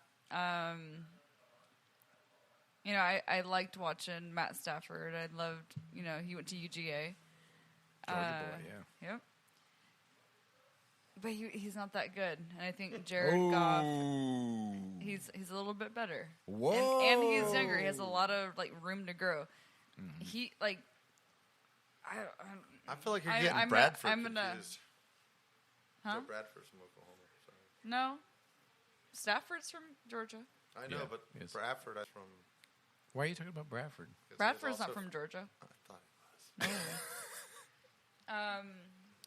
I guess if I'm the Lions coach, I'm gonna sperminate it. All right. That's a big come up. Well, you got sperm everywhere. Yeah, it's a huge come up. That's like Yeah. I would terminate if I was the Rams coach. Yeah. You know, but coming from Dan Campbell's point of view, I'm gonna sperminate it all day. Like you have a quarterback who has a lot of room to grow.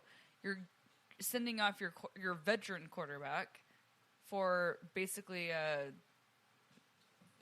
mediocre, you know, middle-aged. Not, I mean, is he middle-aged? Yeah, kind of. Yeah, I think you're senior age in NFL at that time. Yeah, you're senior. Jesus was 33. Yeah, I'll sperminate it all day. Not for very long, but and I don't think the Lions will be good. Well, he came back, but at least he got past the dreadful 27, Stafford right? could make a comeback. Yeah. I don't think the Lions will be good, but I think it's a better way for the Lions to become good. But I don't think they're going to be good. You know, like I just. So you're saying you think it makes them a better team, but it's still not going to make them a playoff team? No.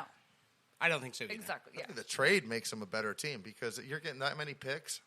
No, down the line, yes. Maybe down the line. Who's going to throw it to? Well, he's got White. His draft picks. They got a couple guys over there. They got more. They got a couple guys that can get off. And they always that's seem like to have, one of the teams you never really hear about, like the Detroit Lions. You do hear about their offensive numbers because they're always playing catch-up. I mean, they're always – that's why I think Stafford looks so good on paper is because he has to pass that much. I mean, in Detroit, you're always playing chase. Their defense is historically terrible. Name a great linebacker from the Detroit Lions. Giving him that many chances. Ever. I can't name Chris Spielman. really anybody from the Detroit Lions. Okay. Yes. Okay. There you go. But how long ago Except was for that? Megatron. Well, that's the No, 80s and 90s. Megatron he retired because he was tired of losing in Detroit. Yeah. But Calvin Johnson. That's Megatron. Yeah. And also, wait. What about Megatron? Here's your number. No. Also, what I think is funny is when Todd goes, name a great linebacker from the He had to Detroit think Lions. about it though. Then you have but listen. At this table, we were fortunate enough to say that you can't ask that question at this table because Danny feedback. Calculating, and he gives you an answer because Danny knows, he threw out an answer. I know, but that's the whole point, though. I mean, Yeah. You bring up a time when they were good. Yeah. That was back with the purple people eaters were running around. That's probably too. Barry Sanders. No, that was Spielman probably was later than that, like 90, early Danny, 90s. was that Barry Sanders era? Yeah. Yeah. Okay. Well, Barry's the reason, Yeah. All right. All right, you ready to move on to some picks here? We're going to start it off easy. We got a few basketball picks before we get into the big game. All right, let's talk about hometown magic. Orlando 8-14 versus 12-9 Portland Trail Blazers. All right. Okay. Trail Blazers fresh off a beatdown to Joel Embiid and the 76ers, led all season by the 1-2 punch of Lillard? Yeah, Lillard and McCollum, who are averaging 56 points per game this season. Okay? Now, I'm going to tell you what's wrong with the Magic. And I don't want to hear about this injury thing. I'm a music guy. I'm a song guy. I got to get fired up. I need hype music, man. You got to get me fired up. And the Magic don't have any good. They got nothing to get them going, right? Yes, They got to go back to the conception when this was conceived in 89, all right? Yes. Orlando Magic. This is what I'm talking about. This is what got I everyone own this fired cassette up. tape. Back of the, you ready? Yes. Here we go. This is for you, Dirk.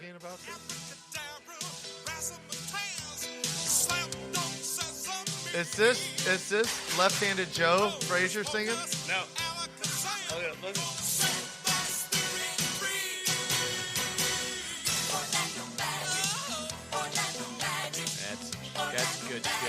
I feel like this is like our beach version song. No, you have to understand. This was 1989. So A long time ago. Yes. We were at the same games, Dirk. What's that? This was before I was born. Okay, yes. Can I tell you? I just want to point Can I that tell out. you because I told Heather this story this week, and my wife Heather, and she had never heard the story before. When the Magic first came into existence, the cool thing about it was that you could go to an Orlando Magic game, and at that time, since Disney's been here, Orlando has been sort of a business hub. A lot of business goes down in Orlando, whether or not you know it or not. A lot of business deals are happening in Orlando. So you'd go to a Magic game, and when you were at the game, the camera would pan around, and they would put the camera on somebody, and they'd go, let's welcome to the game tonight, and then they would put the camera on some famous person. And 1989, little dirt, wandering around there, 11 years old at the game. And it was at the time that the trials were going down with the MLB about Pete Rose. And they were in the process of banning Pete Rose from baseball for life. And lifelong baseball fan, I loved Pete Rose. And I'm sitting at a game. It was the Magic versus the Bucs. And I'm sitting at the game, and they show on the Jumbotron Pete Rose. And like, Pete Rose is at the game, and Stuff, the Magic Dragon, our mascot, is right next to him dancing. And so what I did was, sitting in my seat, I looked around the stadium because Stuff is easy to spot. Yeah. So I saw Stuff where he's standing. Mm-hmm. And I knew where Pete Rose was sitting at that point. So I told my dad, I'm going to go to the bathroom. But I didn't go to the bathroom. I went straight to that section, and I walked right up to Pete Rose, 11-year-old me, and to this day, I have an autographed baseball Pete Rose sitting on my trophy case right there. I walked up to Pete Rose, 11-year-old me, and I said, I hope they don't ban you for life. You're the greatest baseball player in my life. And I shook his hand, and he shook my hand, and then he started to tear up, and he hugged me, and he said, thank you, kid. There's lots of baseball left. And I walked right back down the aisle. So that's my moment. When did you get the baseball autographed? I actually bought that baseball the summer before that. Summer before that happened. So, You were so 10? you've had it. Your dad bought it for you. You've had it. I actually, back in the day, I used to ask for things like that for Christmas and for birthdays because when I was a kid, I've always been like a history guy. So, like, I had a Mickey Mantle autographed baseball from the time I was like 7 or 8 years old. You still have that? I still have it, yes. And because like I was a historian when it comes to baseball, so like my autographed baseball collection I do not own anything that doesn't mean something to me. So like my front line, like if you look at my autograph case of baseballs, my front line is the guys who are the guys ever. So I have Hank Aaron, Willie Mays, Pete Rose, and Mickey Mantle and Ted Williams. Do you have Shaquille O'Neal's shoe? No, and then my back line is guys that I either met in person or that meant something to me at the time. So my back line is Frank Viola, Ken Griffey Jr., Jose Canseco, and Joe Oliver.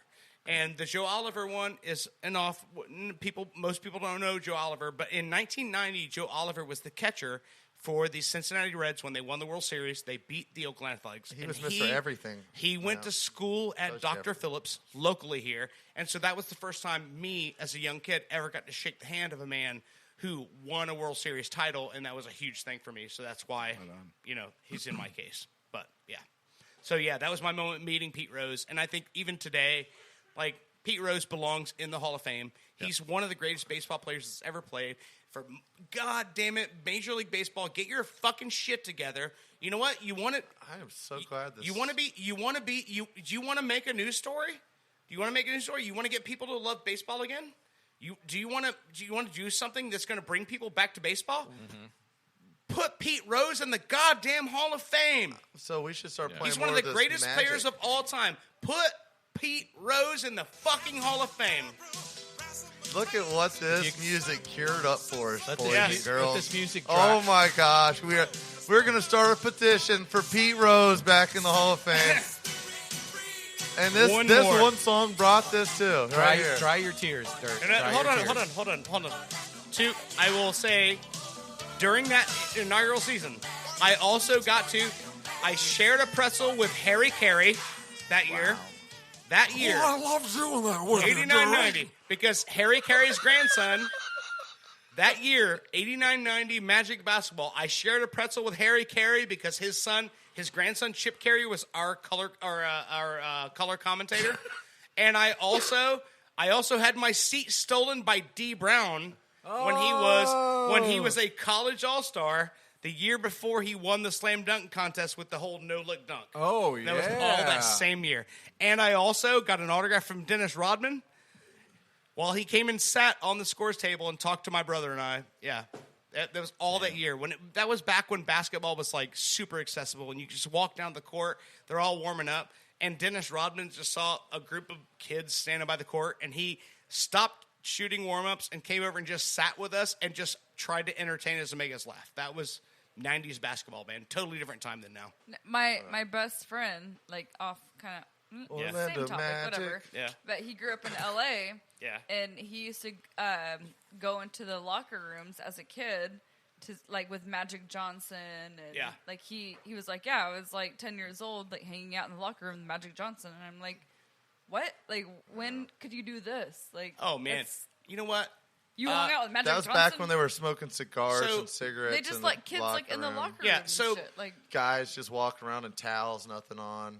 My dad is going to be on the podcast next week, and when it comes to like my family, as far as sports and athletics and everything, and all the things my dad's done, we talk about my dad a lot, and I know I always do. But I want to say that first couple of seasons when the Magic were in town, that my mom used to pay attention to the giveaways, and so she would pay. So if they announced like the first, this many thousand people that come to the Magic game tonight get the complete hoops trading card set of the Orlando Magic in a binder and all that stuff, then my mom would pay attention to that shit, and then she would buy us tickets, and we would come home from school, and she's like, hey, do your homework, get it done by 5 o'clock because your dad's coming home, and we're going to the Magic game tonight. And, like, she would do stuff like that because my mom drove us at 11 o'clock at night on a weeknight down to the Amway Center because we knew the Chicago Bulls were playing at the stadium that night. And she would drive us down there so we could sit at the tunnel where they all came out just so we could stand there and get autographs from players, like, leaving. My mom was the one that, like, when she saw something that cool was happening, and, like, Michael Jordan's birthday – on his birthday, he was playing at the Amway Center against the Magic, and so when we got out of school that day, she loaded us up in the car, and we all went down to the Amway Center, and we waited for Michael Jordan to come out, and we held up signs, hold on, happy birthday. Like, my mom would line up that kind of stuff. Did you get to go to the All-Star game? Yes, I did go to the As a All-Star kid in middle school, I got to go to the the All-Star game when I was in middle school. They invited all the kids, like a group of, I think it was like, it happened to be my lucky year because I think it was fourth graders got to go that year or something at our school at Dream Lake. Yep. And I got to I was in middle school at that point, but yes. Yeah, I think I might have been middle school or so, but. All right, really well, good. there was a game we were supposed to pick a winner here. It got a little. I'm going Magic. All right, wow, he loved the song so much. Todd's going to take the Magic. I just got distracted, and I go with the Magic. I've been to a lot of Magic games. All right, Brando, what are you thinking? Magic versus Trailblazers. The Magic battled for a win last night, even though they won. The Bulls basically gave it to them. Oh, Bulls had some shots down the stretch and just kept missing. The Magic battled hard. I think they were able to keep themselves into the game. Vooch looked good. Yeah, he does highest points ever in a game, wasn't it? Yeah. I like the way they looked last night, so I think they're going to take the Trailblazers. Whoa, 2 for the Magic. Lots of hometown spirit over here. Liz, you don't care about this city, do you? Way to call her out. Put her on the spot. Look, she's wearing an Orlando Lions shirt. You already knew who I was going to choose. Because I like health in Orlando. That's it. I love Damian Lillard. Like absolutely, he's been one of my favorites.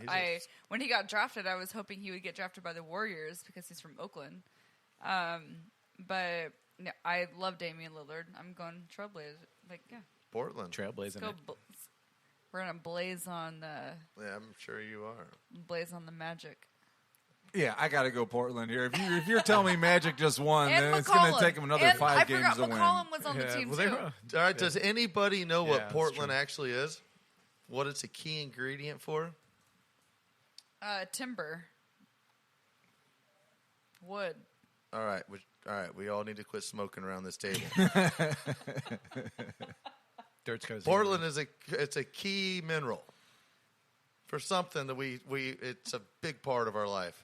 Wait, so Portland is a key mineral of something that we, but what is it? Do you know Yeah, or it's no? it's a big ingredient in concrete. What is it? It's a big ingredient of concrete. Okay, but you're being very vague. So it sounds like you're saying you know what it is, but you don't know what it is. I did say what it was. Is it rock, stone? No, it's just it's one of the components that go in to make concrete.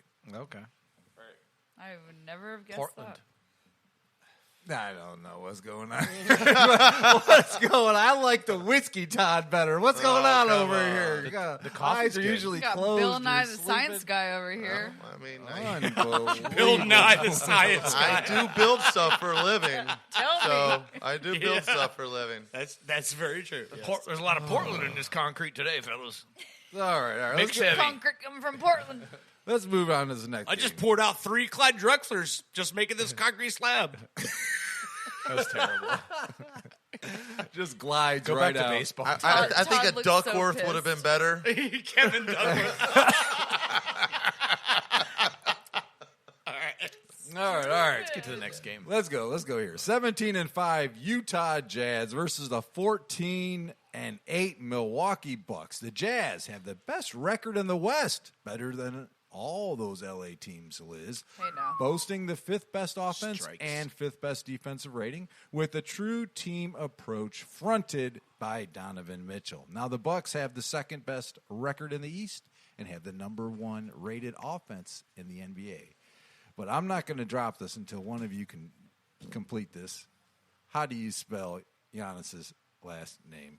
Todd, we're starting with you. Now let's do this. You got 30 seconds all together as a team. Ready? Todd, let's go. Can I buy a vowel? A. A-N-N. Brando. A-N-Y. Damn it. Come on, Liz. Can I cheat? No. You're asking permission to cheat. A-N-T. A-N-T-E.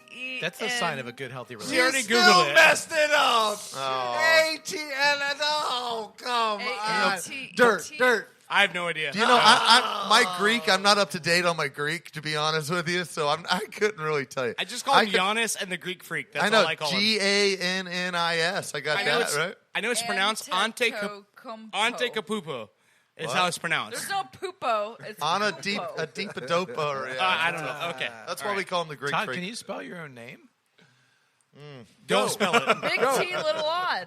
Identity theft. Go. Can I phone a friend?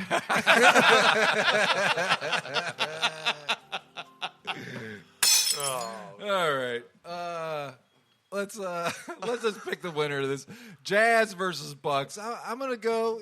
These Jazz are flying high, but I don't think they're gonna maintain. I'm gonna go with the Bucks. What do you think, Liz? Jazz versus Bucks. I'm Giannis all the way. All right, we got 2 on the Bucks. What are you thinking, Brando? I'm going Jazz, man. These guys are too hard to stop. They look dominant. They look like them Dominican stew on the court. Rudy Gobert is. I think he's trying to work off all that embarrassment from the COVID thing because he looks fucking really tough this season. Yeah, and I think that's what it is. Y'all are all missing the biggest player here. What's that? And that's Middleton on the Bucks. I'm going Bucks. All right. Is that your cousin? Middleton. I have a black cousin. I actually do have black cousins, so I don't want to put it back. All right, let's round it out with this third NBA matchup: 16-7 Philly versus 11-9 Phoenix Suns. Although the Suns have 2 veterans in Chris Paul and Jay Crowder, they are comprised of 7 players averaging double-digit points, mostly 26 years old or younger. All right. Now the Sixers are the top team in the East, fronted by the coolest man in the NBA. Joel Embiid. I did a lot of. I was digging deep for some sound bites from this guy. This guy is a cool guy. Oh, he's a man. badass. He gets on hot ones. He does all this wing challenge, right? Yeah. He went the whole wing challenge, all the phases, didn't take a sip of water or milk, all right? Damn. And then he took the one chip challenge, Liz. So listen to this next soundbite, all right? Joel Embiid just took the one chip challenge. Here we go. This is immediately after eating it. I'm African, we don't feel anything. I'm African, we don't feel heat. Still in my mouth. Still in his mouth. Now it's in my ears. I'm not going to drink any milk. You're not going to drink the milk. Spice. So, I'm not feeling it. He's not feeling it. Oh.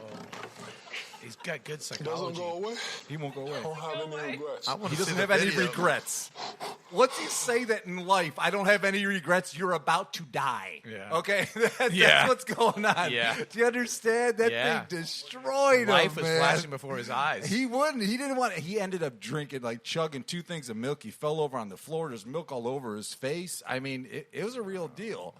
What are you thinking, Liz? Are you still going to go through this one chip challenge? Yeah, we're all right. we're going through it with one of the owners of St. Andrew's Tavern, Nick. We're calling him out, and we're doing it. Oh my! We're gonna shoot it for a YouTube video for YouTube our YouTube channel for this, and I've talked to Nick before, and Nick grows his own peppers. He makes his own curry. He is a pepperhead. And he has tried numerous times where I have witnessed it to try to get Liz. He had her eat an entire ghost pepper in front of him, and he ate half of it and then started coughing up in the trash can. He went. And then he went in the kitchen. Yes. Like so. Yeah. This is Nick at St. Andrews. Nick at St. Andrews. We are going to do the one chip challenge. We'll do it for the YouTube channel, and we're going to do that. Does anybody know where we can buy some good Ballbuster swag at? Yes. In fact, we do. We got all kinds of badass swag. I know. I just can't remember the website. It's ballbusters.company.site is our merch store. No. It's ballbustersradio.company.site. There you go. All right. Yes. Go get your swag. Get your swag on. All sorts of goodies up there, right? Yeah. Oh yeah. We have everything from trucker hats to drawstring bags, your drawstring sports bag that you can take to the games with you. Is it true that Brando has his own line of underwear on there? I do. Not yet, but we were getting there. Okay. Yeah. We have Ballbuster socks. We have a really cool zip up hoodie that's on there that you can check it out. We have a lot of we have the T-shirt, the cast photo T-shirt is on there. Mm-hmm. We have a women's socks too, right? Yeah, socks. We have the women's racer tank top that's on there, which is cool. You know what we need to get? A print over hoodie. We have also in COVID era, we have a Ballbusters neck gaiter. So if you have to go out the store and they require you to wear a mask, we're a Ballbusters neck gaiter. Mm-hmm. Yeah. You know what we should get? What's that? Balls. Sports balls.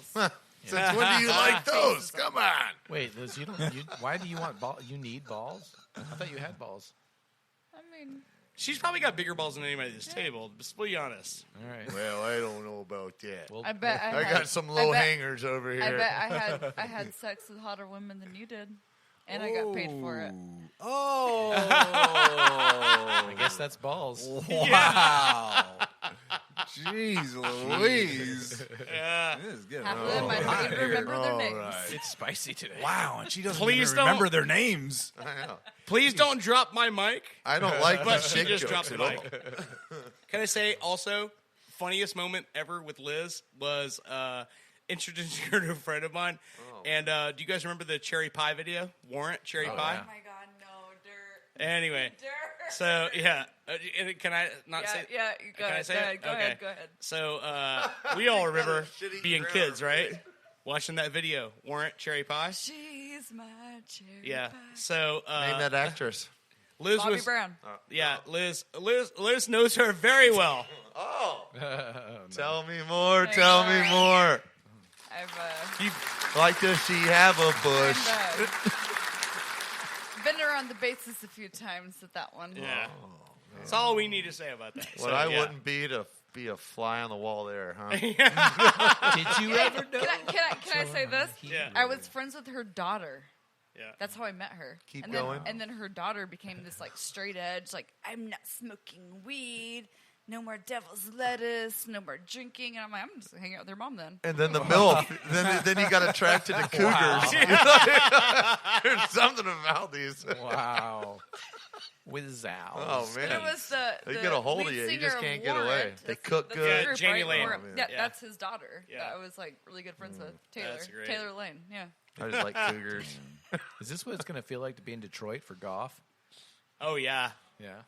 I don't see myself ever going to Detroit to play golf. But No, I think that Todd, Just nobody let that wants one you to go. play golf. Just let that one go.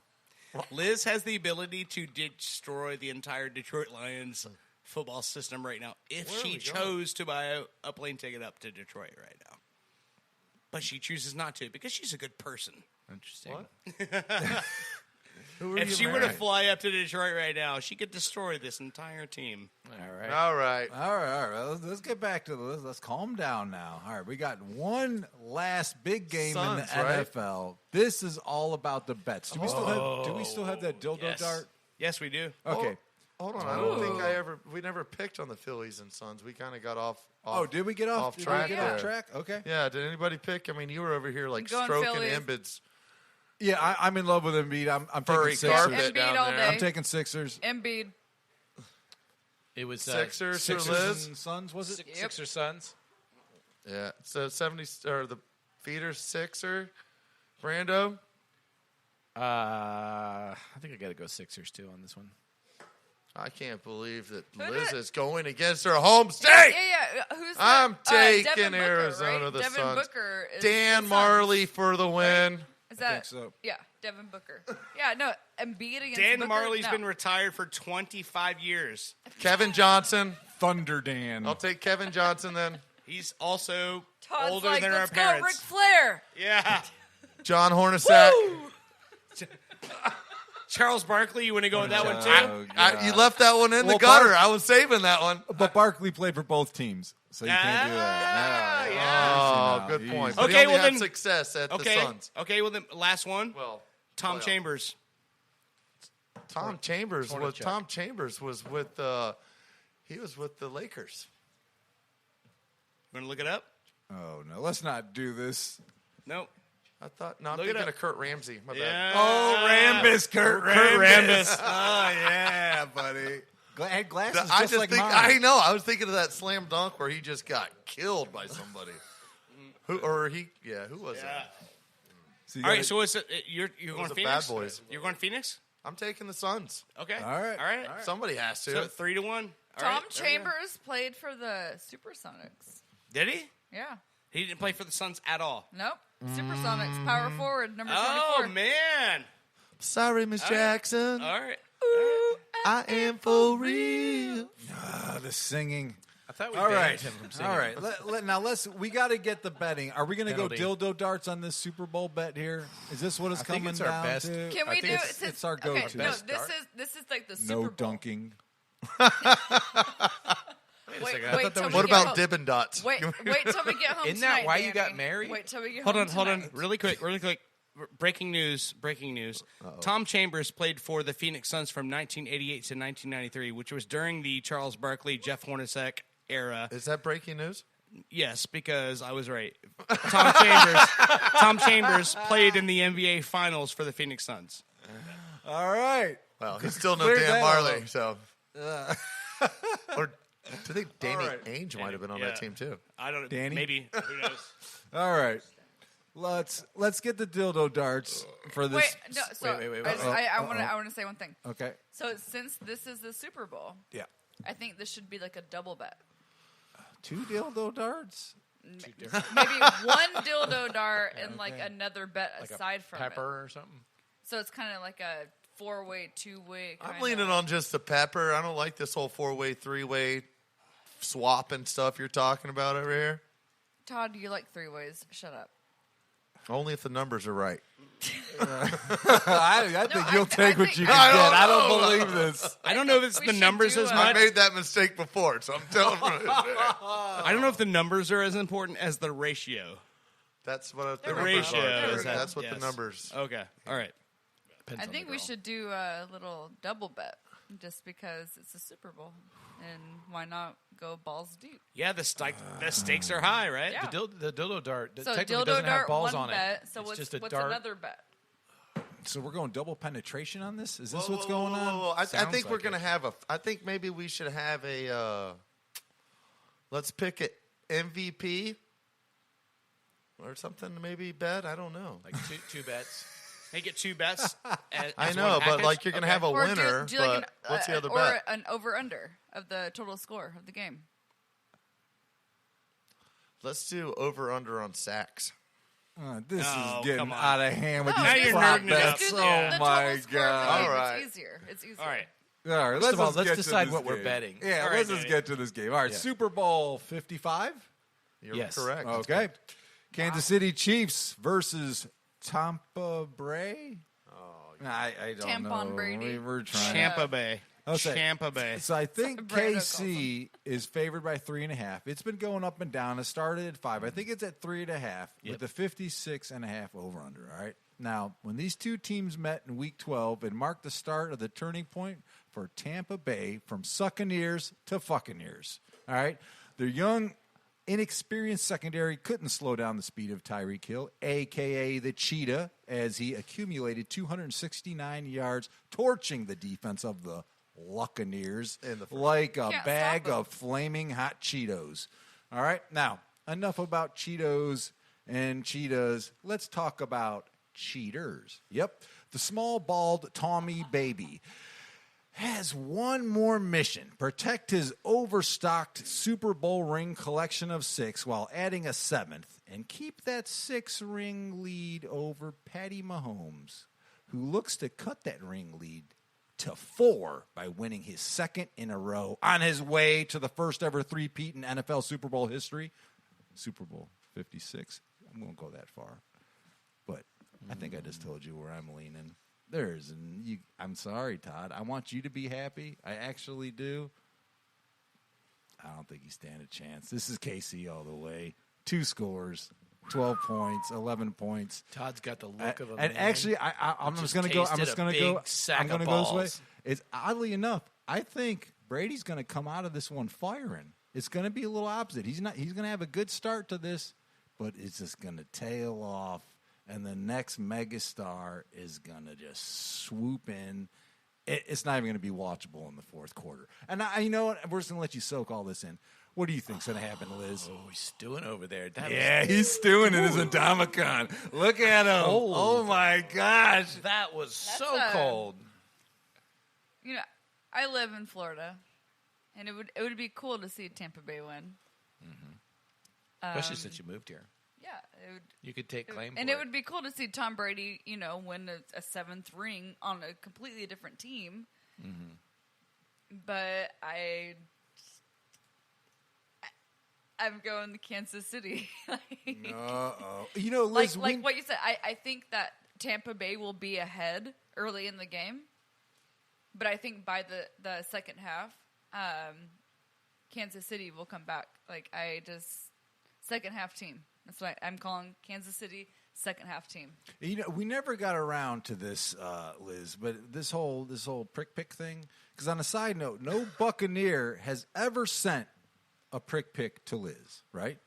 Whoa, come on. No current Buccaneer. We don't No need to former look- Buccaneer. Well, I'm just gonna say no Buccaneer, but Rob Gronkowski claims that Liz Taylor sent him a single tit pic. I don't know why you didn't give him both. A single tit pic, and she requested the following. She wanted me to spike a football between her butt cheeks. Gronk! I mean, I would have a pleasure spiking a football between butt cheeks. Sorry, Liz, you've just been throwing all these people under the bus. I mean, the truth had to come out eventually. Wouldn't that be a touchdown, though? I mean, you'd only be spiking Touch a up. ball between your butt cheeks. Go ahead, No, Liz. yeah, no. Kansas Please City. respond. I'd rather see Le'Veon Bell bring No home, comment, bring Kansas City. home a ring than Antonio Brown at the end of the day. All right. You're still a fan of Le'Veon. I love Le'Veon Bell. So are we going back to that Steeler story, or are we moving on? I always go back to the Steelers story. So. No, I think you're talking about Yeah, the maybe story not that he's Steelers talking about. story. Just keep moving along. Conversation. Keep moving along. About one particular. Let's tell that next week after the game has been played, so we Okay. don't get this guy kicked out of the game tomorrow. Yeah, that. Brando, you got all the insider Well, I kind of information. got both. Okay. You've been hanging out in Tampa all week. I have been. Yeah. You might have gotten to peer in on maybe a practice, hear some insider information between coaches and whatnot. What do you think's going to happen in this game? I think these Bucs look fired up as they ever have. Uh-oh. Yeah. I think this team is firing on all Okay. all cannons. All right. He's They're- casting. He's casting. They're throwing everything out there. They got all their weapons healthy. They're not missing any people to protect Okay, Brady. Well, Buccaneers. You got JPP rushing in like a maniac. Here, Paul. Three-finger. Yeah, you got the rest of the squad. That all these guys are going to put so much pressure. Bruce Arians Nation. Yeah, and you got a backfield that is healthy again, healthy enough to play, and you got some speed back there. I don't think they're going to make the mistake of running that single back safety. They got burned like hell on that. They don't need to do that. Here's why. They've got the run defense. When you got the run defense, you don't need to worry about – you go ahead and put two safeties back there. Go ahead and keep your guys back. Stop that. Don't let Tyreek Hill get behind you ever, because they're going to make you pay for it. If they can do that, I think they can win this game. But it's going to be super, super close. It's going to be a 1-point game either way. Okay. And I'm going to lean it towards those Buccaneers in a 29-28 victory. Wow. Brando's on the Bucs. You're calling the Bucs. I don't like that, Brando. But I'm going to give you a stat that y'all didn't think about. When Tyreek was getting off, we did play single safety. Why did we play single safety? Because I believe a man named Mr. White was out and couldn't play linebacker that game. So now we're going to have a Winfield Jr. whose dad knows all about playing football, who's taught him the right way. Make all those difference. And not Brando, but Feeder, you're making it tough. I see why our relationship isn't going to work with that kind of talk at me. All right? You're getting me upset over here, all right? Wait. What? We got some breaking news. More breaking news, just besides the whole Kansas City's going to destroy I've been Tampa. holding my tongue long enough about the Bucs. No, this is breaking news right here. All right. Oh, boy. Packers quarterback Aaron Rodgers named NFL MVP, the sixth player to win the award 3 times. I don't see that as breaking news. I thought everybody already knew that. He's been the only one anybody's talked about. For Everybody MVP this already year. knew it before a minute ago. Nope, when it was everybody's announced. I get it, no. yeah. Well, I understand that. It wasn't announced, but I'm pretty sure that everybody else thought. I would have said assumed. Tom Brady when news before is Aaron announced, Rodgers. when news I'm is sorry. announced and you announce it, it's breaking news. Okay. Yeah, we already knew that. Doesn't matter. It was just announced. So Liz just broke it. All right. Breaking Well, news. back to the Bucs. They're going to win this game, and I see that they're going to win this game by stopping Kelsey. It's not about stopping Hill. It's about stopping How are they Kelsey. going to stop Kelsey? Well, Okay, because you can because stop Kelsey, but how are you going to stop Hill? I'm not worried about Hill because do you know what? Do you know the biggest problem that keeps Chiefs drives alive is Kelsey. Kelsey's a third down killer. He kills you on third down. If you can stop the third down play from being successful, White's going to be in there. He's going to cover him up. He's been catching a lot of fumbles, a lot of interceptions. Tyreek Hill's going to be stopped. I just don't see it. Bucs are winning. Bucs are going to come from behind to win because that's the only way they're going to be able to win. If Kansas City is chasing the game in the second half, Kansas City is going to win the game. Todd, I love your heart, but I'm going to have a box of tissues for the next show. Bring them. I love. I'm used to I watching love us it. lose. I love your heart your passion. You grew up when you're pretty young, so you've only known Steelers as a success. I've gone through lots of years where the Bucs have been terrible. To see them lose, we've already won, in my opinion, anyways. just getting to this game wins, and we're going to stay undefeated in the Super Bowl, and- going 2-0 And tomorrow. What's the only reason why Tampa Bay is going to the Super Bowl? You can say Tom Brady all you want, but if Tom Brady could come down here and we didn't have the wide receivers or the tight ends that we have, it wouldn't happen. You already had them. But if Tom Brady, I know. But if Tom Brady didn't come down here and you still had Then you Jameis guys- Winston, Well, would you just be think the about Super it. Bowl? Think about it. Not much different. Not much different. Jameis Winston Or subtract any other quarterback. subtract 17 interceptions from Jameis Winston's season last year, we would be here. Hold on, because I think of everyone at this table, I think It's the stat of the year right there. I am of the both same passed for mindset. 40 touchdowns. And here's the thing, Todd, I want you to understand. I love the Tampa Bay Rays more than I love any other sports team in my life. Probably second to that is Orlando City Lions. And I can say that when a player comes to our team that changes the climate of our team, that gotta changes respect the motivation of our team, that changes the entire locker room aspect of our The whole team, dynamic. you got to give that guy credit, dude. Man, I'm not saying I don't give him credit. I'm not saying I don't give him credit. Whether it's but Bruce I'm saying that Arians there's or a Tom lot Brady. of other pieces in there.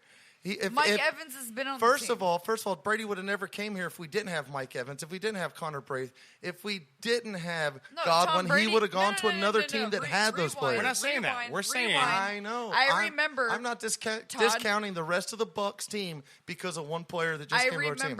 remember watching But an that's interview one with piece Tom is the Brady. reason why you're in the Super Bowl. Well, if he wins it, I'm going to give it to him. He deserves it.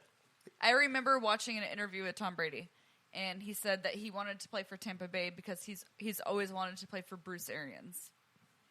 I remember watching that. Because Bruce Arians is a great old quarterback coach. I mean, Kurt So would Warner. you give it to No, he Tom didn't have Kurt Brady? Warner. Todd, Let's would not- you give it to Tom Brady or would you give it to Bruce Arians? I don't know what you're talking about because I'm the only person besides Brando that picked the Bucs. Let's not forget. All right? Let's not forget one thing that Brady has to win. The one person that Brady truly needs to beat tomorrow. Who's that? Spagnuolo. No, it's Mike Jones. Chris Spagnuolo, Jones. is gonna be the Spagnuolo has problem. beat him twice. Really? Yeah. Okay. Spagnuolo is the kryptonite. Is Tom Brady's kryptonite. But I think What were those two you're talking about?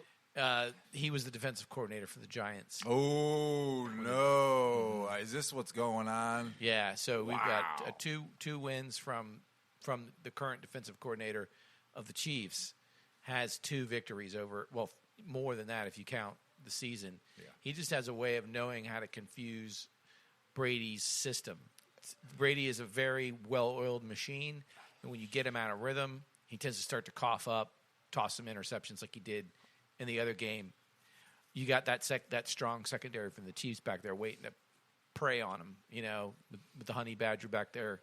I got another stat though that also this year the Bucs are undefeated in road games in the playoffs, and they're an away team this weekend. As the Chiefs are undefeated on home games in their home team too. So I'm just saying. But we got one more win in the playoffs than the Chiefs, right? We got one more win in the playoffs than the Chiefs. I'm just throwing this out there. So it's a month until, it's 3 weeks until spring training even starts. But I'm still wearing all my Rays gear right now, and my Rays ring, and my Rays watch. And I'm completely comfortable in saying that the Rays would not have made it to the World Series had it not been for Randy Arozarena. Yeah. And so if we didn't have Randy Arozarena, we would not have made it to the World Series. So why is it so fucking hard for saying people to it's go, not- guess what? If Tom Brady didn't sign with the Bucs this offseason, we wouldn't be in anywhere. the fucking Super Bowl. Dirt. But I'm not saying think- that's a problem. I'm not saying that is. I Then think say it's a team effort. Dirt. I know. It's a team effort. I know. I'm not just Then going to say it. suck the only cock on the street. I'm going to look. I mean, it's just what you're saying. You're saying this guy's on the street. He's saying Let's he just wants get to off hang- on him. he's saying he wants to hang it's out a in the more locker it's a room more and team take thing. them all down. And I love Tampa Bay. I'm not Bukkake? picking Tampa Bay because of Tom Brady. I'm picking Tampa Bay because I'm Tampa Bay. I know. I get think it. Todd I get wants it. a bukkake in the locker room. All right. No. Okay. All right. Yeah. And champagne if they win. All right. It was the way she worded the question. And I'm not. It really was. I mean, she basically forced him to defend his team. It was well done. Well done, Liz. Well done. I mean, if Clayton Kershaw signed with the Rays and we won the World Series, I would say we won the World Series because Clayton Kershaw chose us in the offseason to sign with us. I would say that. We got Oh, you. yay. Peyton Manning has been elected for the Pro Football Hall of Fame. Well, He's my favorite player of all time. Who's faster? Yeah, well, who just got elected? Peyton Manning or Peyton Tom Brady? Manning. I thought it was John Lynch. Oh, yeah. He Oh, got elected the too. great He got Buck elected number too. He got 47. elected too. Defensive wins. All right. Watching All right, we Peyton got Manning since Tennessee, first of all. And my whole thing was I don't think Tom Brady's a question. It's going to be our defense. We got three. We got to stop Kelsey. 3 Chiefs and 2 Bucs. I think that's Where's what's the going 3? on. Dirt's going Bucks. He ain't going Chiefs. I'm going Bucks. Yeah, absolutely all going right, Bucks. 3 Bucs, 2 Chiefs. Because Tom Brady is their quarterback. Now, what is this bet? Because I need to know exactly what So it we is. have the dildo darts. Yeah, double penetration. Whoa. Wait. Whoa, I only got one place to penetrate. Yes, yeah, sure. You got Okay. Todd, That's because Todd. you're not creative. No. Todd, Oh my don't forget God. Can we capture that sound? Yes. It's a ratio. I'm not turning around and put my mouth and take a dart. Yeah, I'm don't sorry. forget about your mouth. Your mouth. Are you going to catch a... You're taking a dildo to the mouth next week. All right. Won't be the first time. Wow. Well, we'll be from Big T, Little Odd from distance. You know what? Me neither, actually. There's gonna be a whole- This will work out well. Guys. We're seasoned for this. Yeah, Liz and I, we're ready to lose. Can I wear a mouthpiece? I don't want to lose my teeth or nothing over this. So we're not talking about the metal dildos that you grew up with. These are different now. Let's move along from that, though, because we don't want to get into that. My microphone's breaking up. Let's get the detail. all right. Wait, let's talk about the details of this bet. Are we talking about a tossed dildo towards the bum, just like last time? Damn it. Yeah, why not? I mean, hey, why fix what ain't broke? Okay, and no dunking. Are we? Is dunking involved? I don't know that was fixed. One dunk. So we got Just one dunk, though. Is everybody agreeing to one dunk? Yeah. I'm not betting, so I don't give a fuck what You you are guys betting. do. No, I'm not. You're already in on this. No, right. I'm not. So he's out. Yeah. All right, so we're not talking. Hey. So it's us. I can jump in on this bet, and your podcast can't get posted. I mean, you guys pick and choose your battles here. So it's a toss, and how many tosses? 3, 2, We'll give 3 tosses. I think it's yeah, fair. that's 3 fair. tosses. Okay, 3 tosses. 3 tosses for each competitor. Is this an open bunghole? I've been I mean, practicing I'm my darts lately, so Is this ready. a lubricated? I'm keeping my trousers on. I'll bring some coconut oil. Okay. This is the tosser's choice. I'm allergic to coconut. Tosser's choice. Yeah. Okay, that's fair. Really? I don't think I Are we need agreeing coconut to- around my sphincter. Tosser's choice. I'll bring Hole some number 1, 2, Astro Lube, or Astro Glide. 3. Okay. Well, there's only one with the 3-hole here. We're talking about you have more orifices than you're giving yourself credit for, Todd. Are we talking about the golf courses in Detroit? Or are we talking about? All right. Oh, no. Did you go with the golf show? Oh, did he jump it up? Yeah. Cut off Brando's mic. Come on. Oh, man. All right. Now that our bets to the I think you sadistic... call that a bogey. Oh, it's a mulligan. Unbelievable. Now that our bets to the sadistic bookie are in, we're going to second guess those future regrets with true gambler's remorse. But we'll be right back to tell you why Todd should be less nervous about the actual game tomorrow and more nervous about the post-Super Bowl press conference. Mm-hmm. You're listening to the Ball Busters. Brady's going to retire.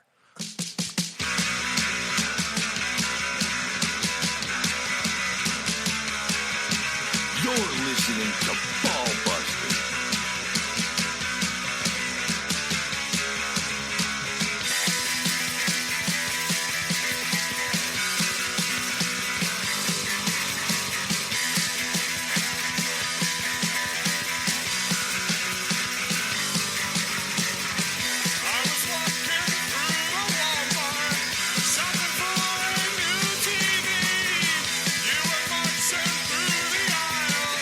Shooting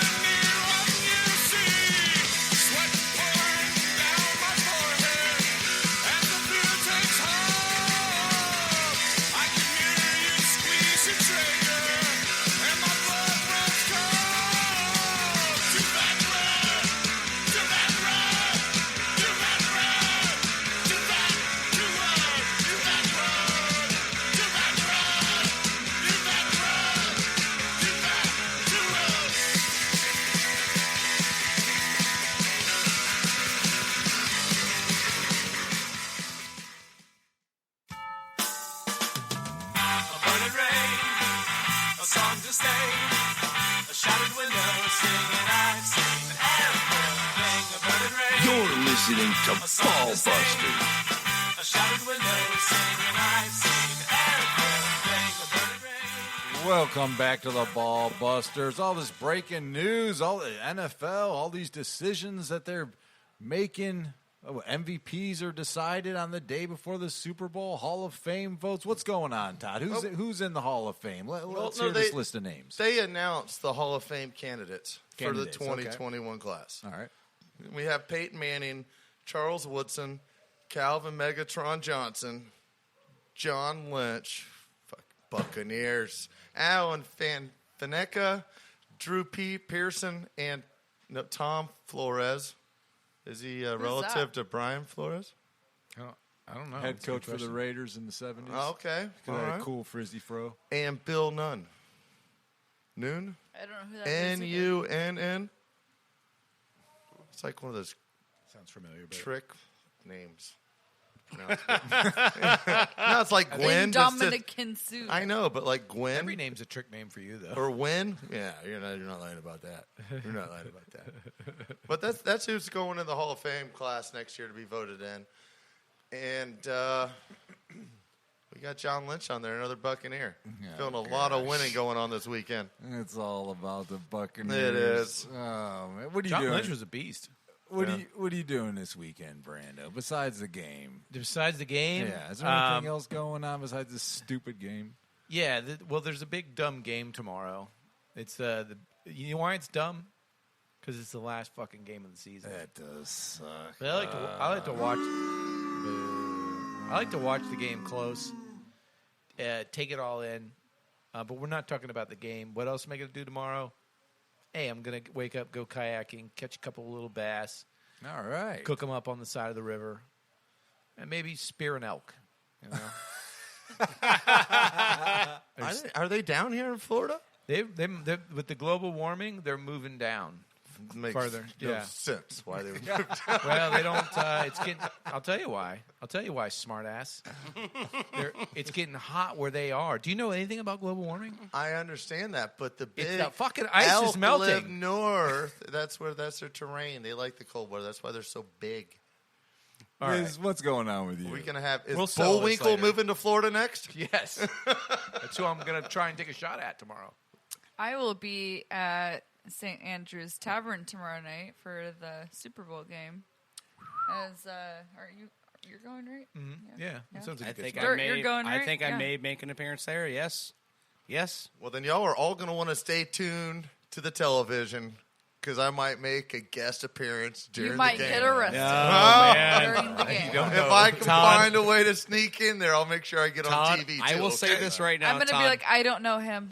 Todd, if you happen to make an appearance and get arrested, I will start a GoFundMe on the Ballbusters page to pay your bail to get you out. Because if you can make it on television, I think it might be worth it for Well, people you know, to just... on the whole ride So down our there three tomorrow, fans I'm going will to be pay for it. remembering phone numbers. Just in case, right? So I got a couple key ones, like I can call your parents' house. Yeah, I know the parents. I know my parents. And I know my the mother and neighborhood. father will definitely answer Well, the phone if you're calling. I Yes. know, like, how you did it again? You This did is a collect call from the Tampa Bay County. my mom would know right away. What did he do? Your call from this Todd. I love this kid, but God, I tell you what. I'm Yeah. going to be having a good time, and I'm probably going to go home later tonight, get into some hand-to-hand combat with this big old spider at my house. I thought you killed him before you left. No, I couldn't. He scared me. But Jeez. now that I've been Is her drinking name- a little is her bit, name Charlotte? I got a little confidence. Is it Charlotte? Have you ever fought a spider? And then you got like 8 weapons on them. Yeah, I fought a cockroach, but not a spider. Man, they're sketchy. the roaches here will put up a battle with any other animal on the planet. A Florida roach has a game. It's not like a Florida spider. The king of the bro. jungle. The spiders are Fuck for them real things. too. I can hear them running Spidey around senses. the attic sometimes. Yeah. Yeah. Like, what was that? Is that a mouse? Like, we don't have a mouse problem. We got a spider problem here. Spider-Man over here. Oh, man. Let's talk. We got a couple good shows lined up. Next week, we got a good kickoff over here for the NASCAR season. We got Dirt's dad coming in here. Big Richard's coming on the show. Yeah. Yeah. Yeah. He's going to set us up, get us all ready. Yeah. He built Wait, cars. Can he I, built can I- cars. Can I say yeah. one thing about your dad? Yeah, good. The coolest thing that his dad told me is that he got to meet Stuart Scott. Yeah, we talked about it in the last show. Yep. Yeah, I thought was you were- like, what? I already- thought you were going to comment on his biceps. No, I honestly, mentioned. but, No, I mentioned to him when she commented on him. My dad listened to the last show, and he said he will tell Liz the Stuart Scott story on the air next week. Yes. So was R.I.P. Yes. I think that's a story for the golf course. Oh, Lord. And then in 2 weeks from today, yeah, we have a good little wrestling. What would you call it exactly? It's a fiasco. It's a promo. Yeah. Yeah, we have Drennan coming on the show. What's it? Wait, his name's just Drennan? Drennan. Yes. Scarier with one name. Drennan. People with one name are very scary. Yes. What is he? Where does he battle at? Where Drennan, does he Debo. Drennan is. Who does he fight? Drennan is the. He is the face, the franchise of Mills of Mayhem on Mills Wrestling. Mayhem on Mills. And he's coming on the show the night before he has a battle going on the next day. Oh, geez. So he is. Is he going to practice on us? I hope not. Maybe, I don't know. But Todd, I would keep your mouth zipped that night. Yeah, that doesn't happen You have around a way here. of provoking people. And So what's the over-under on this Wait, one? wait. Can we, I want to hear the line. You're going on to be this about 6 feet under after Oh. messing with this guy. Can we make a bet that like whoever loses a bet, Drennan has to like do some wrestling move on that person?